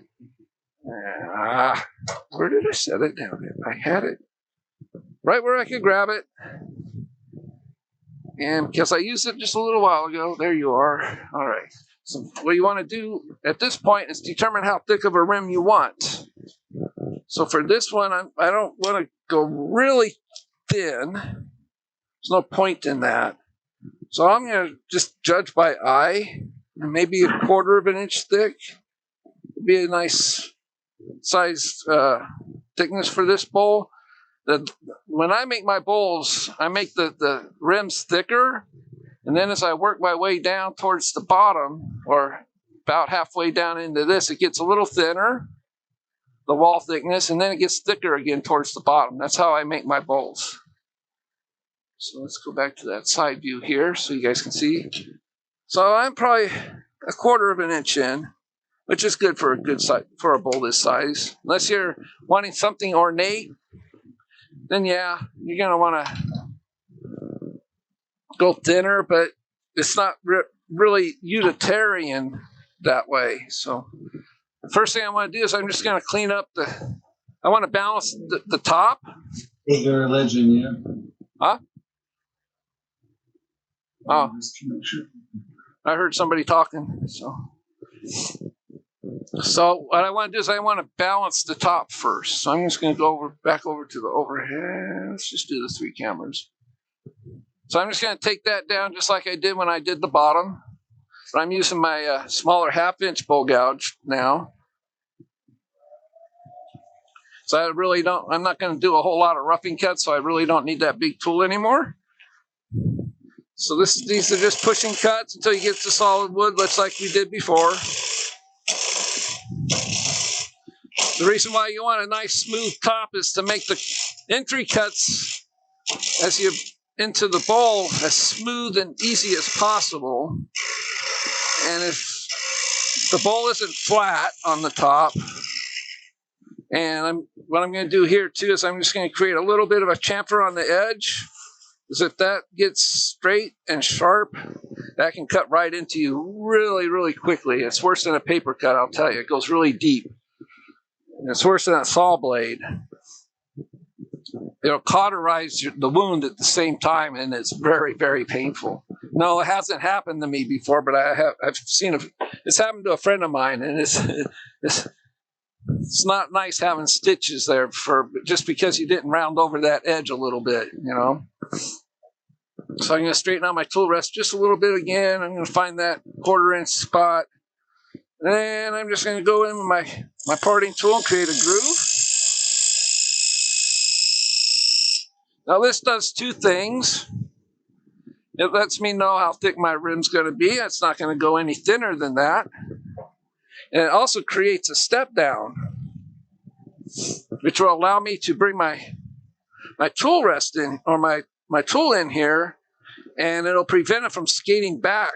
I don't know how many of you have dealt with the dreaded skate back on the face of the tool. Is when you're trying to create an entry cut, say like this, and it just wants to pull back like that. Yeah. Yeah, well, this groove, you could do that in the middle, right here, if you wanted to start plowing it out that way. Another way to do that is you got to swing your way, depending on the angle of your bevel on your tool, you'd have to bring it way out here like this and start that entry cut and then come in. Just like that. But then, if you're not doing that V cut, did you hear that vibration right there? If you don't go in and make that V cut straight in like this, nope, it just popped into the hole there. See that? If you hear that vibration, it's because I'm running into end grain and my tool is fighting it. The one thing that these type of shaped tools do not like is end grain. So you want to so that's why you need to do a V cut inward. You need to go straight into the headstock as much as you can. Because once you start curving into that end grain, this tool is going to fight you. But with this groove right here, It allows me to create the thickness of the rim, and it's going to prevent that dreaded skate back. It's going to allow me to come in, and I'm going to use that wing of the tool. I'm taking too much of a big of a bite for this size tool, so I'm lightening it up a little bit. I'm just using that wing of the tool just to bring it across. And I'm just going to pick this one up. I'm going to create a step. I'm going to stop short of that. And then I'm going to come back to the rim again.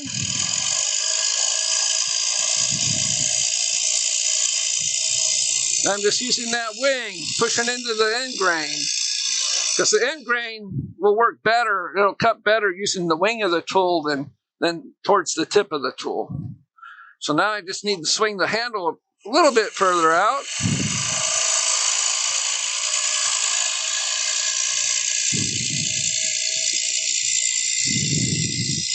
Just stop short each time. And then I've got that one last step right there. It's right there on the where the rim is. I'm just going to pick that up and bring that around like that.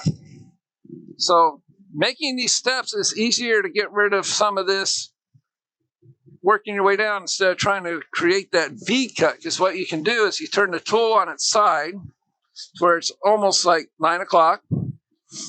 And you just do a push cut towards the headstock, just like this.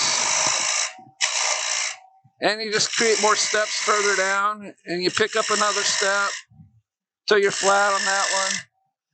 And you're just going to work your way down just like that. And then, or you can just bring it back in and use that wing of the tool, get rid of some of that. Which I'm fighting end grain there, so it's kind of a harder cut, and it dulls your tool a lot faster. So I'm just going to turn the tool on its side again.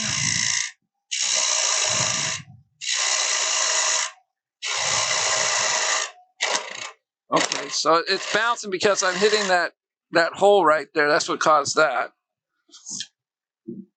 So I want to swing the tool back around until I pick up this step here, and I'm just going to bring it a little further in. This one too.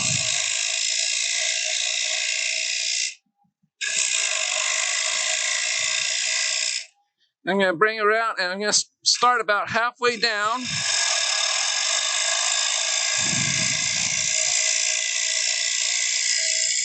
Create a step. Then I'm going to swing it around even more, pick up where I left off near the rim. And just swing the handle around.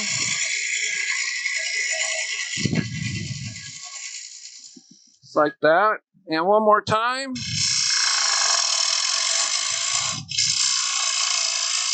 Don't let the handle come up, because that's what I just did, and it got a little grabby on me. So you want to keep it level, or you can swing it up a little on an arc,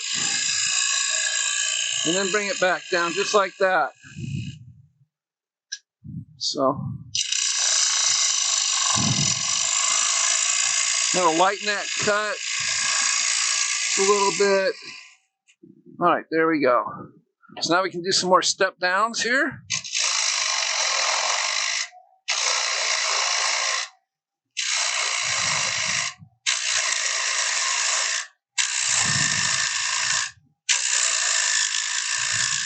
Just like that. We're almost there. So I'm going to check the wall thickness. I'm just going to use my fingers. So you can tell a lot just by your fingers how thick you are. By going in and out with your thumb and index finger there. So I got a lot of material to move. But I'm pretty good right there. So I'm just going to take a couple more light cuts right here near the rim. And that thickness should be the way I want it. So I'm going to start the cut. The flute's almost closed.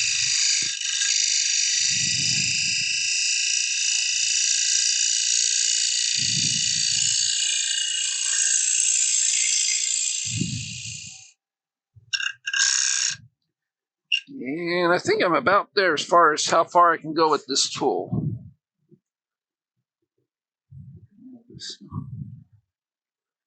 as far as thickness goes. I'm going to finish it up using scrapers.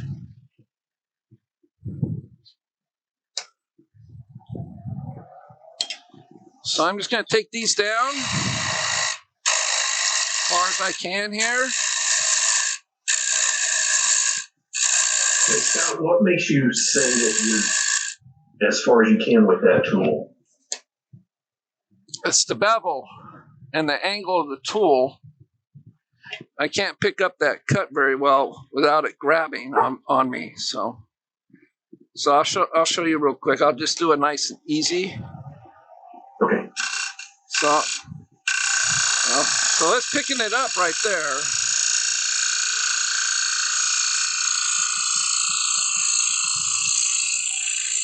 But instead of having the tool closed to pick it up, I had to open it up and get the cut started on the tip, which is actually the wrong way to do it. And then I turned the tool to about 45 degrees. And you can see what it's doing. It's leaving burn marks in there. Those are burn mark rings right in here. Those are left by the bevel of the tool. Because it's biting into the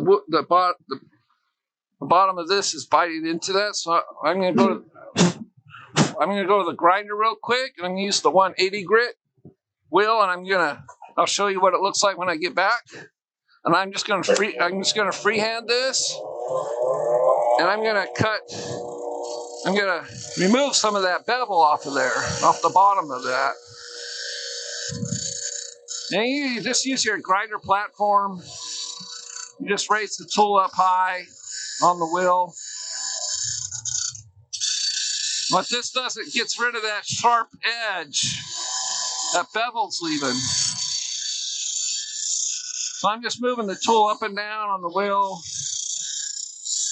as I turn it from side to side.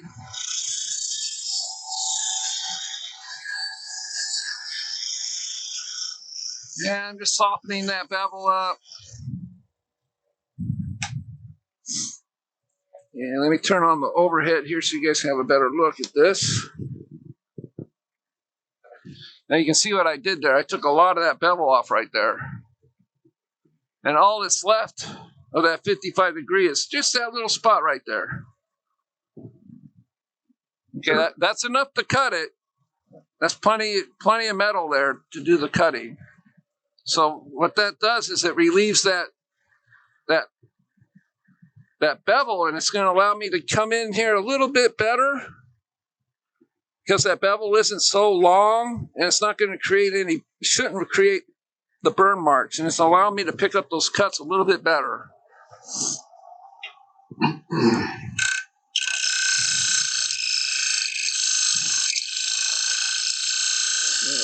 There we go.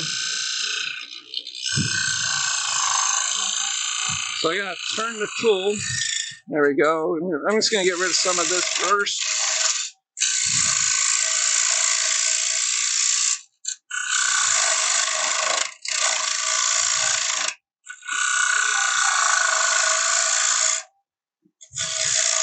Some of these steps down a little bit more. Give me a little more room to work.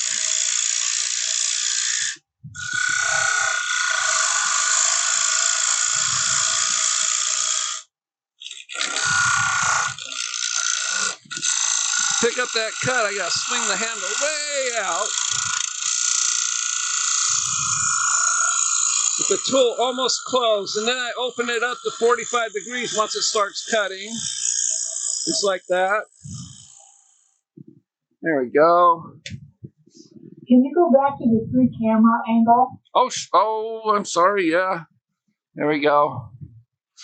Sometimes I forget to switch those cameras around. So that's a little bit better. It's not burning the wood like it was before. It's a little bit smoother. But I need to use a scraper to clean that up. It's not really bad. It looks worse than it feels. So that's not too bad. So what I want to do now is I just want to start taking out the center right here. So I'm going to switch over to that one so you guys can see that a little bit better. I'm going to zoom in a little bit. A little too much. There we go. That way you guys can see how I'm just taking those down. So I'm a little high with my tool rest, so I need to drop it a little bit. So I'm just going to turn my tool on its side there and just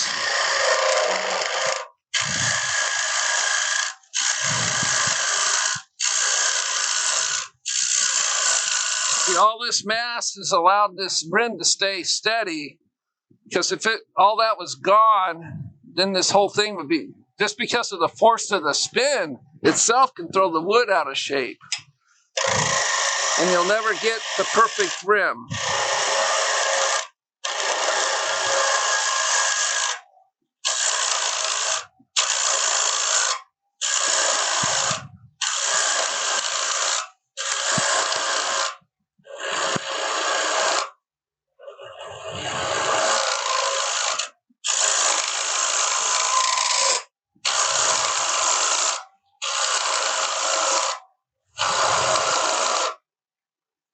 Now grab that little point just formed there and just kind of whittle it down. All right, so I'm going to move my tool rest in just a little bit into the bowl. Get the tool rest a little bit closer to the cutting action there so I don't get all that vibration.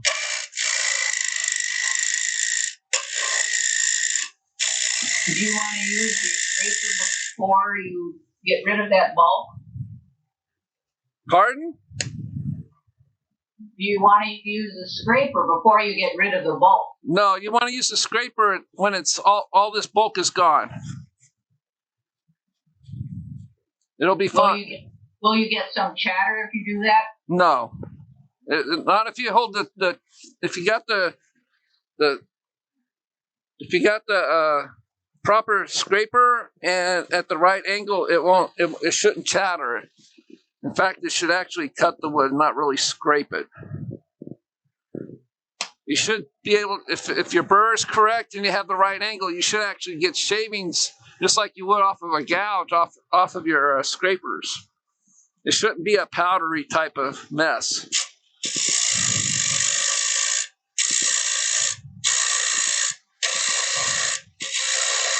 All right, so I got most of that bulk out of there. So what I want to do is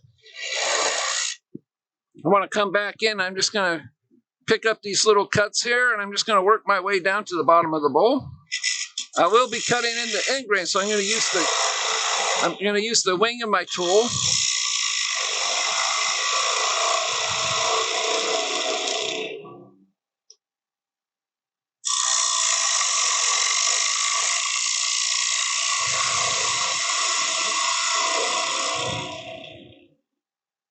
So now I'm just going to check the measurement, see how close I am to the bottom here. I just eyeball it. I put the tool in the center. I put my thumb on top here. And that'll tell me how much. Got a good ½ inch to go. So I'm on track to where I want to be. So I'm just going to pick this up with the wing of the tool.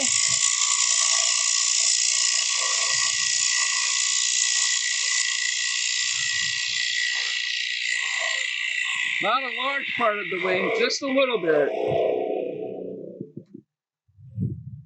And we'll get rid of this last step here.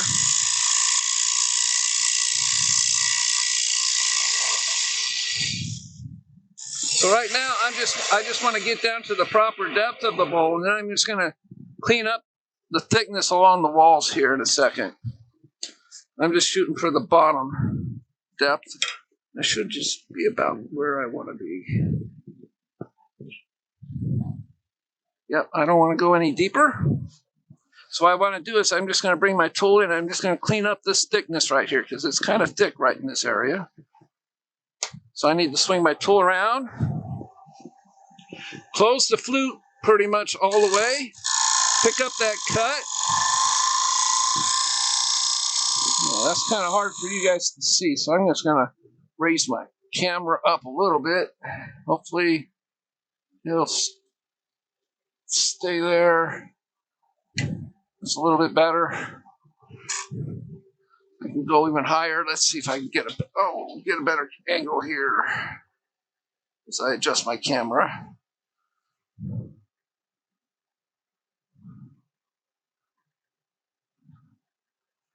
My glove is getting in the way there, so I've got the flute closed. I'm just going to pick that up, and I'm going to open the flute once I start that cut.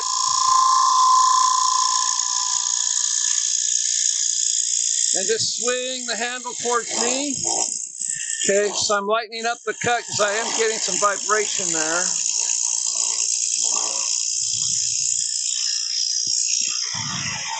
Part of that vibration is because I'm using a smaller tool because the 5/8 has gone dull, and I don't think I can sharpen. Let me see if I got my larger.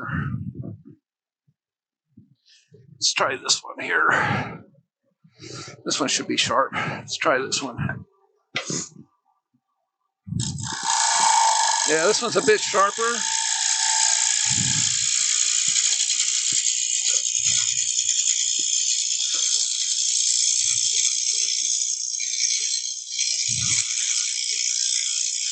And I'm lightening up the cut as I get towards the center. And now I'm just going to stop and feel to see how the shape is forming on the inside using my hands. That feels really good. Sounds the same all the way up to this point right here. There's a ledge right there. Grab a pencil here. There's a ledge right here that I need to get rid of. Just right in this area here. Kind of round it over a little bit better. So I'm just going to turn the tool almost, all the way to the flute's pointed away from you. Pick up that cut. Once it starts cutting, you can open it up. And you'll find that sweet spot where it cuts really nice.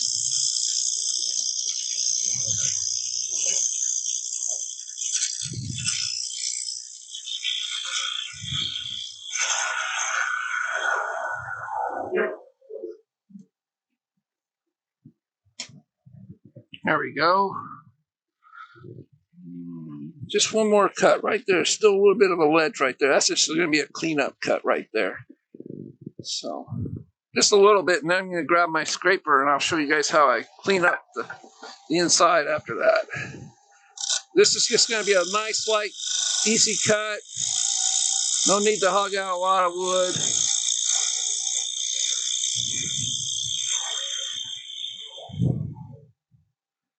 Get rid of some of these marks here. That's telling me there's some tool marks in this area, so I want to get rid of those. The smoother I can get it before I put the scraper in, the better. Still got a bump right there I need to get rid of. This is what your hands can tell you a lot of. Whoa, heard a loud noise there. All right, so I need to take this down just a little bit more in the center now. This is a little high, so I'm just going to double check the thickness. Okay, so I still got plenty of room to do that. So this is the last part you want to take out. I always tend to take out the last part of the bottom there. Scott, do you have a tip for what you're looking for as far as the thickness on the bottom? The few bowls that I've done, I tend to leave them too thick at the bottom. Well, too thick is better than too thin. Sure. You want to. I don't know if you have any no. Let me pull one out here if I can find it. I don't know if you have any like gauges to check the inside of your bowls. These can come in handy if you're not used to. Let's go over this one. You got these type, and this you can open these up, and this will tell you a lot. But the thing is, you got to get bigger ones than these because once you get down to the bottom, it's not going to give you an exact, because it's not that thick on the bottom of my bowl. It's not going to give you the right thickness. It's great for the sidewalls. That'll tell you a lot. And when you try to get it down to the bottom, that works. So that's why I went and I splurged on some these type of calipers here. And this will, I probably should get my little smaller one. This will allow me to get right between the jaws, just like that. And then I can bring it in, and it'll give me a pretty good idea of how thick that is. If I can get it to straighten up a little bit here. Line these two up. All right, so right there, this tells me this spot right here, that's how thick I am on the bottom. Let me do that right there. That's how thick I am on the bottom. Depends on how far this comes out. So I found these type of calipers are handy. There's two different sizes. I have both of them. I don't know what happened to the smaller ones. Oh, there it is. Let's see if I can pull that one out. You guys can probably see what I'm doing a little bit better with the smaller ones. The big ones are pretty much for big bowls. All right, so let's see if I can get this one. There we go. This will fit right in there. Just slide it right in there. And that's telling me right there, that's right next to the tenon, which is going to be gone. So that's telling me what's the thickness right next to the tenon is right there. So I can go a little bit deeper with it because where that tenon is going to be a little thick. You don't want to go crazy with it. But I can feel it right there. There's just a slight heel right there. And so I just need to do some light cuts right in this area right here and there. And we'll get that nice and smooth, and then we'll get it even smoother with the scrapers here. So I just want to pick up the cut about halfway in.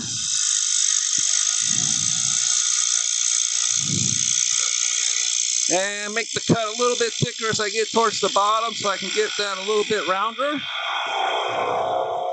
And I slow down when I get towards the bottom. You don't want your tool sliding into where the wood is coming up towards you.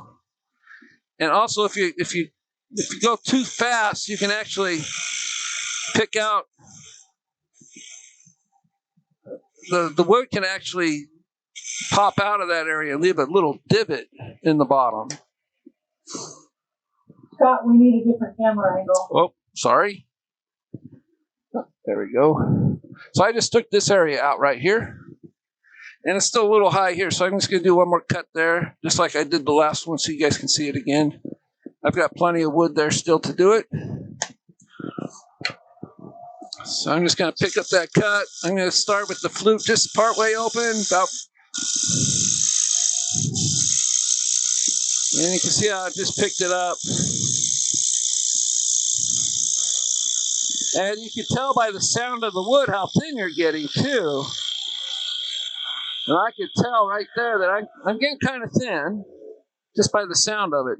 So I'm slowing way down towards the center because that's the part of the wood that's moving the slowest. So when you get down to about right here, you really, in this area here, about a half inch away from the center, you really need to slow down your cut to match the speed of the wood. I'm just going to see how that's feeling. Okay, that's good. And it's sounding the same all the way from here up when I'm tapping it. So I'm ready for the scrapers. And I have two different scrapers. I have a bowl scraper and a round nose scraper. All right. So this is a round nose, this is a bowl scraper, or what they call a bowl scraper. They also call it a French curved scraper. You can see it has a curve on it. And you would just use this just to follow the curve of your bowl. And let me do another shot there. There we go. This would just follow it. Just like any other scraper, you would want the tool rest a little higher off center. Because you want the point or the edge of your scraper on center, and you need to raise your handle up a little ways.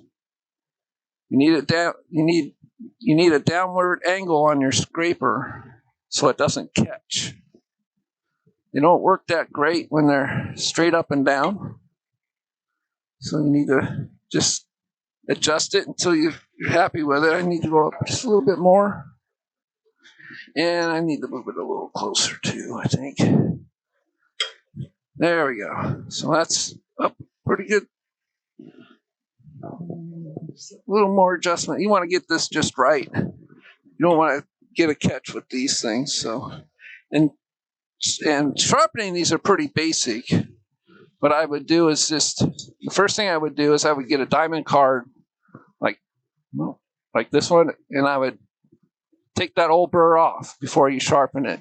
Some people, they tend to only do this like every 4 or 5 sharpenings, and they do this. I do it every time, because if you don't get all that burr off, what you're doing is you're putting a burr on top of a burr, and pretty soon what it's going to do is, instead of cutting the wood, it's going to abrade the wood, and you're never going to get a nice clean finish cut using a scraper that has multiple burrs on it.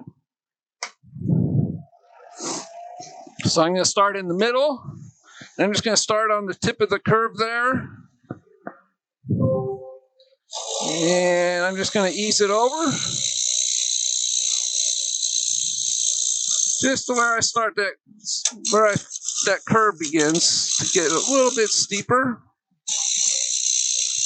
I'm going to come back and pick that up again, and I'm going to come back out this way, and I'm going to kind of tilt the tool on its corner edge right there a little bit, so it's not straight up and down, but just a little bit on a curve, almost like a negative feel to it.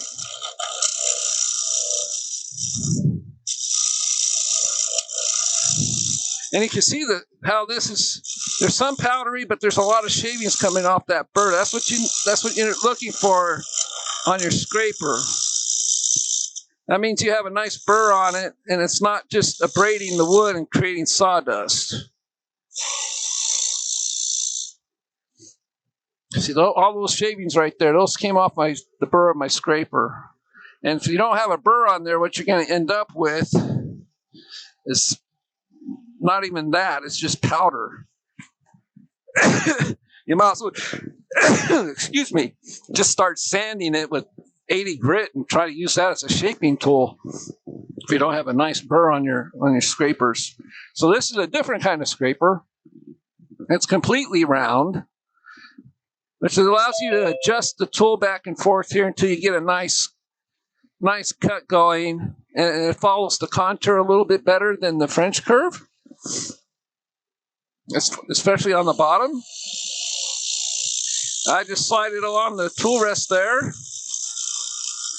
and if you watch what happens, when I'm at the bottom, it starts cutting here on the very tip, and as I move the tool and I keep it straight along that curve, the cutting position changes.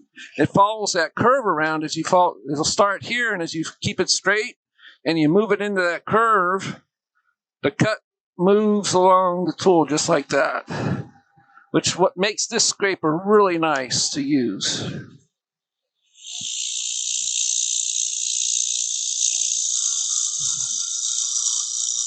And you can also gently, if you bring the tool handle away from you, you can actually come out pretty much out to the rim.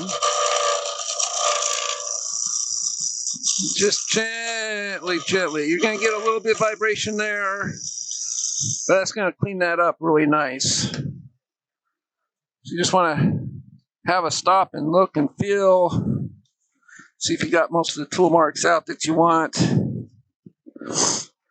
Okay, so it looks like a little bit of a divot right there, a little bit of a line. So I'm going to take the scraper back over that.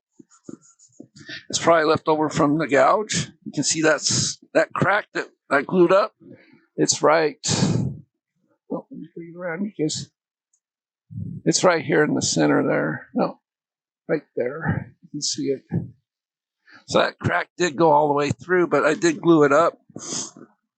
So hopefully it'll hold up just long enough for this demo piece anyway. So I want to mark this area with a pencil so you guys can see what I'm talking about. There's a light area right here. It's just a little bit of a torn grain. But using that round nose scraper, I should be able to get rid of that. So I'm just going to swing the handle around to where I'm getting a nice round area of the tool. Nice light cut. If you hear vibration, just back it off a little bit.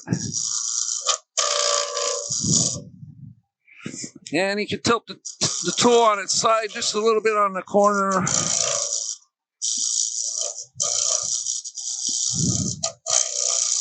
That helps with some of that vibration sometimes, which it is here. And that pencil line is gone, so that probably that white line is gone now.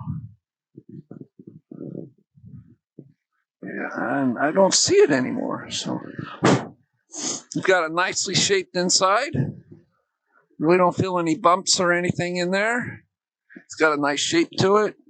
It pretty much follows the inside. I'm thinner here. I could just tell just by rubbing my fingers in there. I did get thinner there, which was I was shooting for, thinner than the rim is, and then I got thicker towards the bottom again. So let's just see how thin we've got it at the bottom. Just using the thumb method here. And that's pretty good. It's going to allow me to create a small cove on the bottom there. All right. So this is ready to either sand if you wanted to sand it, or however way you want to finish it. It's pretty much there. All right. There we go. So now what you would want to do is either create a jam chuck out of another piece of wood, or if you have what I have, is a vacuum chuck, which I'd like to show you guys how that works today. I'm not going to pop that back in there. What I should have done before I took it out, and while I was creating the rim, is I should have done it like a slight undercut to where the rim isn't flat. It's actually going in towards the inside of the bowl a little bit. It's a more pleasing shape. Feels a little better in the hand. And if you put any liquid in there and you want to pour it out, having that little bit of a angle towards the inside keeps it from spilling out all over the place. So this is my chuck. Goes on the headstock. I've got a live bearing that goes into my handle on the far side of my headstock. And then this will screw right onto the headstock here, so I need to remove this chuck. I used to use just wood to make jam chucks, but I found it kind of wasteful, actually. Creating jam chuck after jam chuck out of pieces of wood. It's kind of crazy to take a piece of wood that you could make a bowl out of and just turn it into a jam chuck. So what I need to do is put my tailstock in, because I want to use my tailstock to center everything up. Here's the bowl. And that's another reason why I wanted that hole in the center. Right. Oh, we'll go overhead here. From the tailstock. This will allow me to center up everything on my vacuum chuck here. You want to use the tailstock as much as you can while it's even on the vacuum, and only take it away at the very end. And you need to remove the last part of the tenon. Yeah, there we go. I'm just going to push it on just a little bit. Then I'm going to flip on the vacuum. Hopefully it's not too loud. And I need to turn on the valve. There we go. And here in California, where my sea level is where I'll get about 20 pounds, between 20 and 24 pounds of pressure on the wood. And I'm getting 20 pounds right now, which is really good. Anything under 15 would be like, that's not good enough. That means there's a leak. And the air is leaking through the wood. And one way to get rid of that is to get blue masking tape and just cover this with that blue masking tape to seal up any air leakage that might be going through the vacuum there. So that's really good and tight. We're going to leave it and let it run. Also, if you don't have a vacuum chuck itself, creating a jam chuck is similar to this out of plumbing parts. And then putting it in your chuck itself, make like a little, let me pull one out here. This is a different one here. This is a jam chuck I've created. I've got a little bearing in there. I can use it as a vacuum by running a little hose through my headstock. That's how I first started using a vacuum chuck. But before I did that, I would make them this way. I would make a little groove right here, stick this in there, put foam on a piece of PVC coupling, and use this as a jam chuck. And you can push your bowl up against it using your tailstock. And then it's just a simple, you turn most of that away doing the tenon and get the shape right, doing it that way. And then all you need to do is just use like a small chisel or something, or even power sand that little bit that's left on there. What I like about this, it allows me to add a little bit more detail because I'm able to take the tailstock away. And so I have complete access to the bottom of my bowl. I could put texture in the foot. I could add a bead right here, which I would like to do today. And it really, the vacuum chuck adds so much more to being able, as far as being able to do things to the foot of your bowls than you otherwise couldn't, unless you had like a Longworth chuck or those jumbo jaws that can go on your chuck. You could do that, but the problem with those is that they squeeze against your bowl, and I can't tell you how many times I've cracked the bowl while I'm turning it just because of the pressure those apply, the pressure you need to apply to hold them on the lathe. And if the bowl is too thin, it's going to crack it. So, what brand do you use of a vacuum chuck? This was some JT Woodturning tools. Unfortunately, the owner passed away a couple years ago. So I really don't have a supplier at the time right now, but I can let you know. If you send me an email, I can find that out for you, and I can send you the information. Okay. I know there's a guy that's called the Fugal Vacuum Chuck.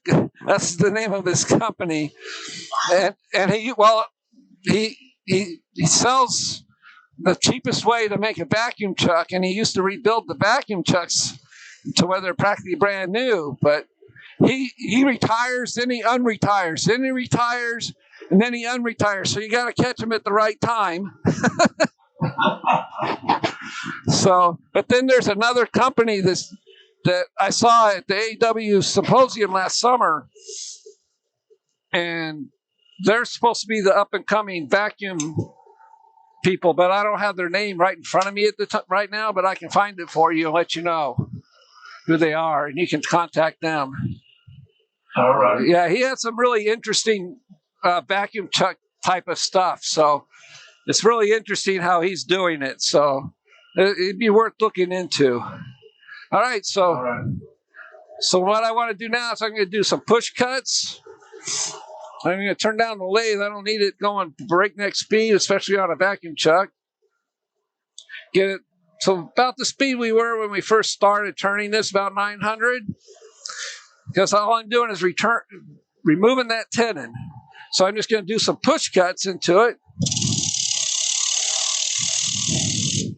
And just do steps down.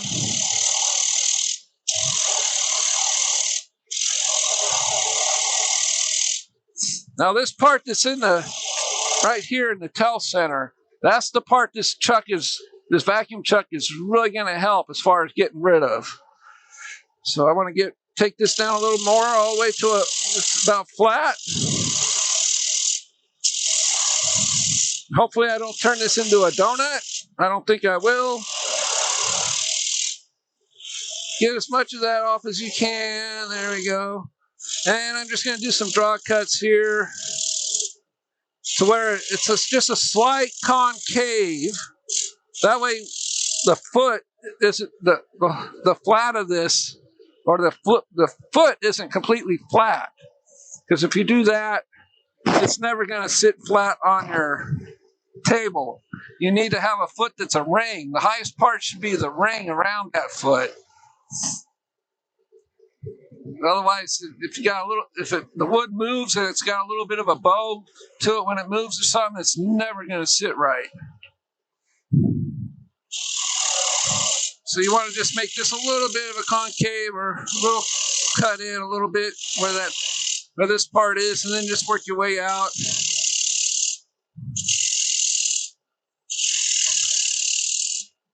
Then I'm going to grab me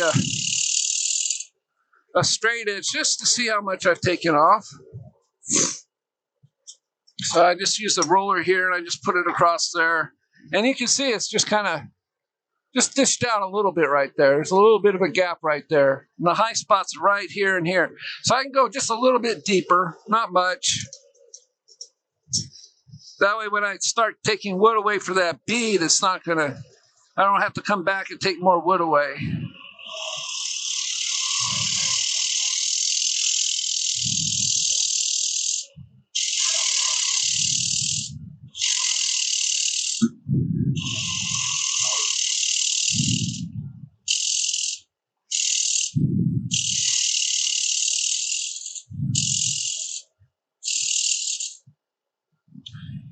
All right, so I can actually back off my till center now, which is really strange. First couple times you do it, you're gonna like, whoa, how is that staying on there like that, right? So now I just want to easily peel the rest of that tenon down. You're turning the tool on its side at 9 o'clock. Hopefully it won't pop off. If it does, we'll just put it right back onto the chuck. Uh-oh. Came off center just a little bit, so I need to turn off the chuck and recenter it. That happens from time to time. So let me turn off the valve here. There we go. You can see I turned the valve off, and that instantly fell off of the chuck. And I found that hole from the tenon. And bring this back up. See if we can get it running a little bit truer. Okay, so I need to drop it just a little bit this way.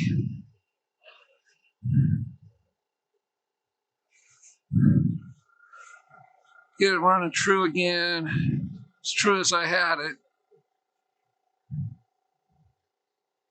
Turn the valve back on. All right, so let's see what it does now. I'm going to turn on the lathe just to spin it. See how true it's running. Okay, that's pretty good. Not bad.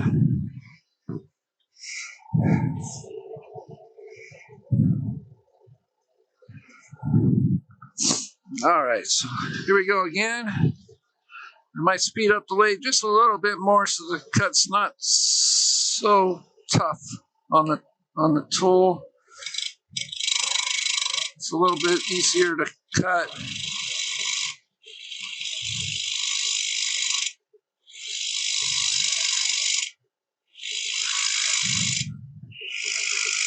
Let me go back to the 3 cameras here. There we go.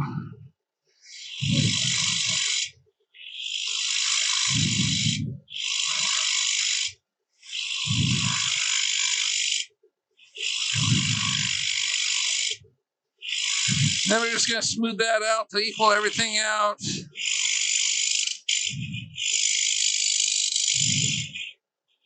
a little bit more out of the center there to match that curve. It's coming out.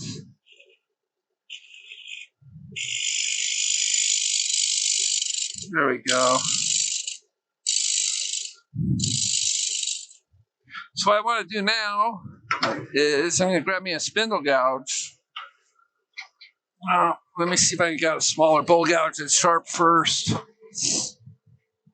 Yep. Okay, I'll use the smaller bowl gouge here. So what I'm going to do is I'm going to, let me get rid of this pointy tail center out of my tail chuck, or my tail stock, so my elbow doesn't run into it by accident. So what I want to do is I'm going to bring this tool in.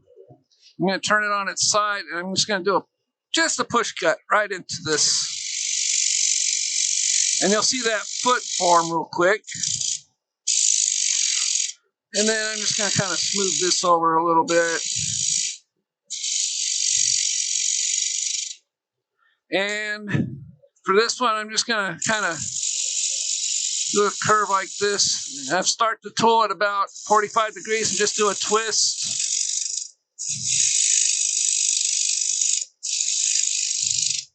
And I'm just going to kind of blend that into the curve of the bowl, the bottom there. It skated back on me there because I had the tool too open. So I'm just going to clean that up right here. And I'm just checking that curve. So I'm going to bring my tool around this way, just kind of round it over a little bit. Nice soft curve. And just leave that a little bit high right there. So I'm going to do the overhead so maybe you guys can see that high spot right. It's right here.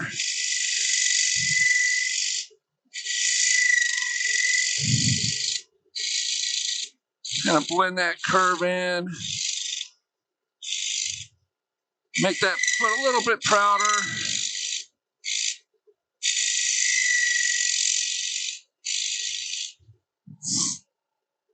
And come back in this way.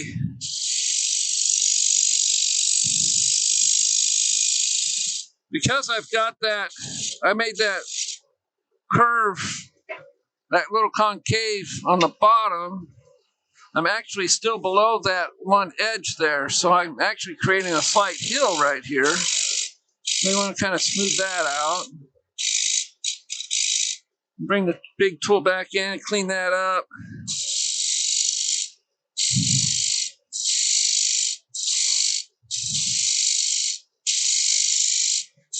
Come on, start cutting.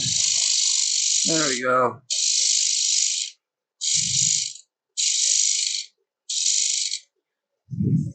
So now I got just a little bit of a, oh, that's not looking very good at all now.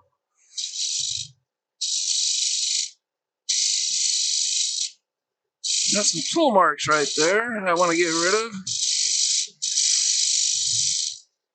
Sandy could probably get rid of that, so I'm going to do something. I'm going to show you guys what else this can do. So I'm going to sand that out real quick. Nice and gentle. This is something I like to do on the bottom of my bowls. Not just the sanding, but I'm going to decorate it a little bit. We see a different angle. Oh, yeah. Here we go. So I'm just taking the sandpaper, I'm curling it up, and there's like a small groove right here I created with my tool. I'm just slightly cleaning that up. It's not completely necessary, but it's nice to have a smooth cut. So what I have is what's called an ELF tool, and it's basically it's got a bearing inside it and a rare earth magnet that holds this in. It's a carbide cutter, sort of like what you would find on a Dremel tool. So I need to turn the lathe down a little bit. And what this is going to allow me to do is come in here and just create a nice little decoration in that little spot. See if this tip will match that curve, because I also have a round one. But you want this on center, so I need to adjust the tool rest. There we go. And about 500 RPMs for this tool. And you just press it into that curve. What's nice about this,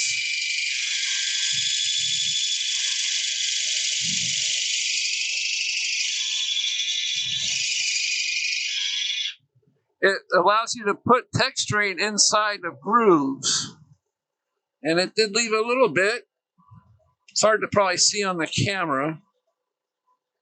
Let's see if I can do the side view. Yeah, you can see it just a little bit in the camera. That's definitely there where I'm at. So what I'm going to do now is I'm just going to switch this out, and I'm going to put the round tool in it and see how it does. Make sure I grab the right one. This one will probably get in that little groove just a little bit better. See, this one's much more rounded, so it'll get right down in that groove a little bit better. I'm going to turn down the lathe a little bit more. That seemed a little fast for me, so I got about 350.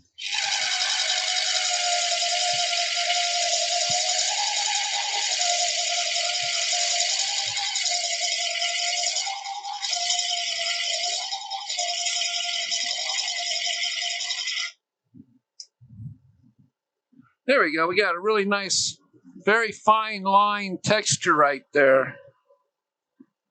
It's just really pretty. And then what I do is I also take this one and I'll create sort of like it'll create like a flower effect right in the center.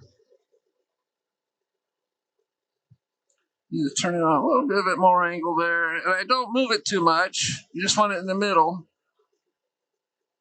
And this is a carbide cutter, so it is cutting the wood. Yeah. You guys can see that little flower detail in the middle. And to get rid of any fuzzies that might have been left behind, I cut up a white Scotch-Brite pad, and this will get rid of any of those little flaky fuzzies that might show up from something like this. You tend to do whenever you texture wood. There we go. Looks pretty nice. So, looks like this bowl is done, so I'm going to turn off my chuck here. Oh. And let me put the overhead so maybe you guys can see if I can get that texture to show up a little bit better in the shadows. Let me turn off these overheads real quick. Maybe the shadow will show up. No, they're really fine. You can see that detail right there in the center, which is nice. So, yeah, that's pretty much the shape of the bowl. I've got some chatoyancy in there, which is a nice piece of maple. Except for that crack right here. This would be a really nice piece. Kind of disappointed that it had a crack in it after drying all those years. But what I do have is what's called epoxy putty. It's a putty that you mix up. It's a putty that you knead together, and you can put colored mica powders, I think they're called, in it, and you can color it any color you want. And then for cracks and things, I tend to just stick it back in there. It's too late for this one because I already took the tenon off, but I would stick it in there and let it dry overnight, and then I would turn it. And because it's an epoxy, it turns down just as smooth as the wood would. So now it leaves a nice little bit of a color addition to the piece, and you can do it on the outside crack also that showed up. So, all right. I want to thank you everybody for coming to my demo today. So I hope that I was able to answer some of your questions and get you started on bowl turning. And I've seen some regular faces today and a lot of new ones. So I want to thank everybody that hasn't been to one of my demos for showing up and signing up and supporting my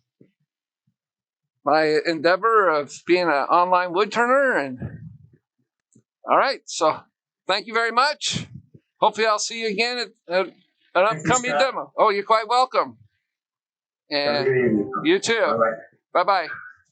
Thank you. You're welcome. I'll see you all later. Take care. We'll be back. All right. Sounds good. Thank you.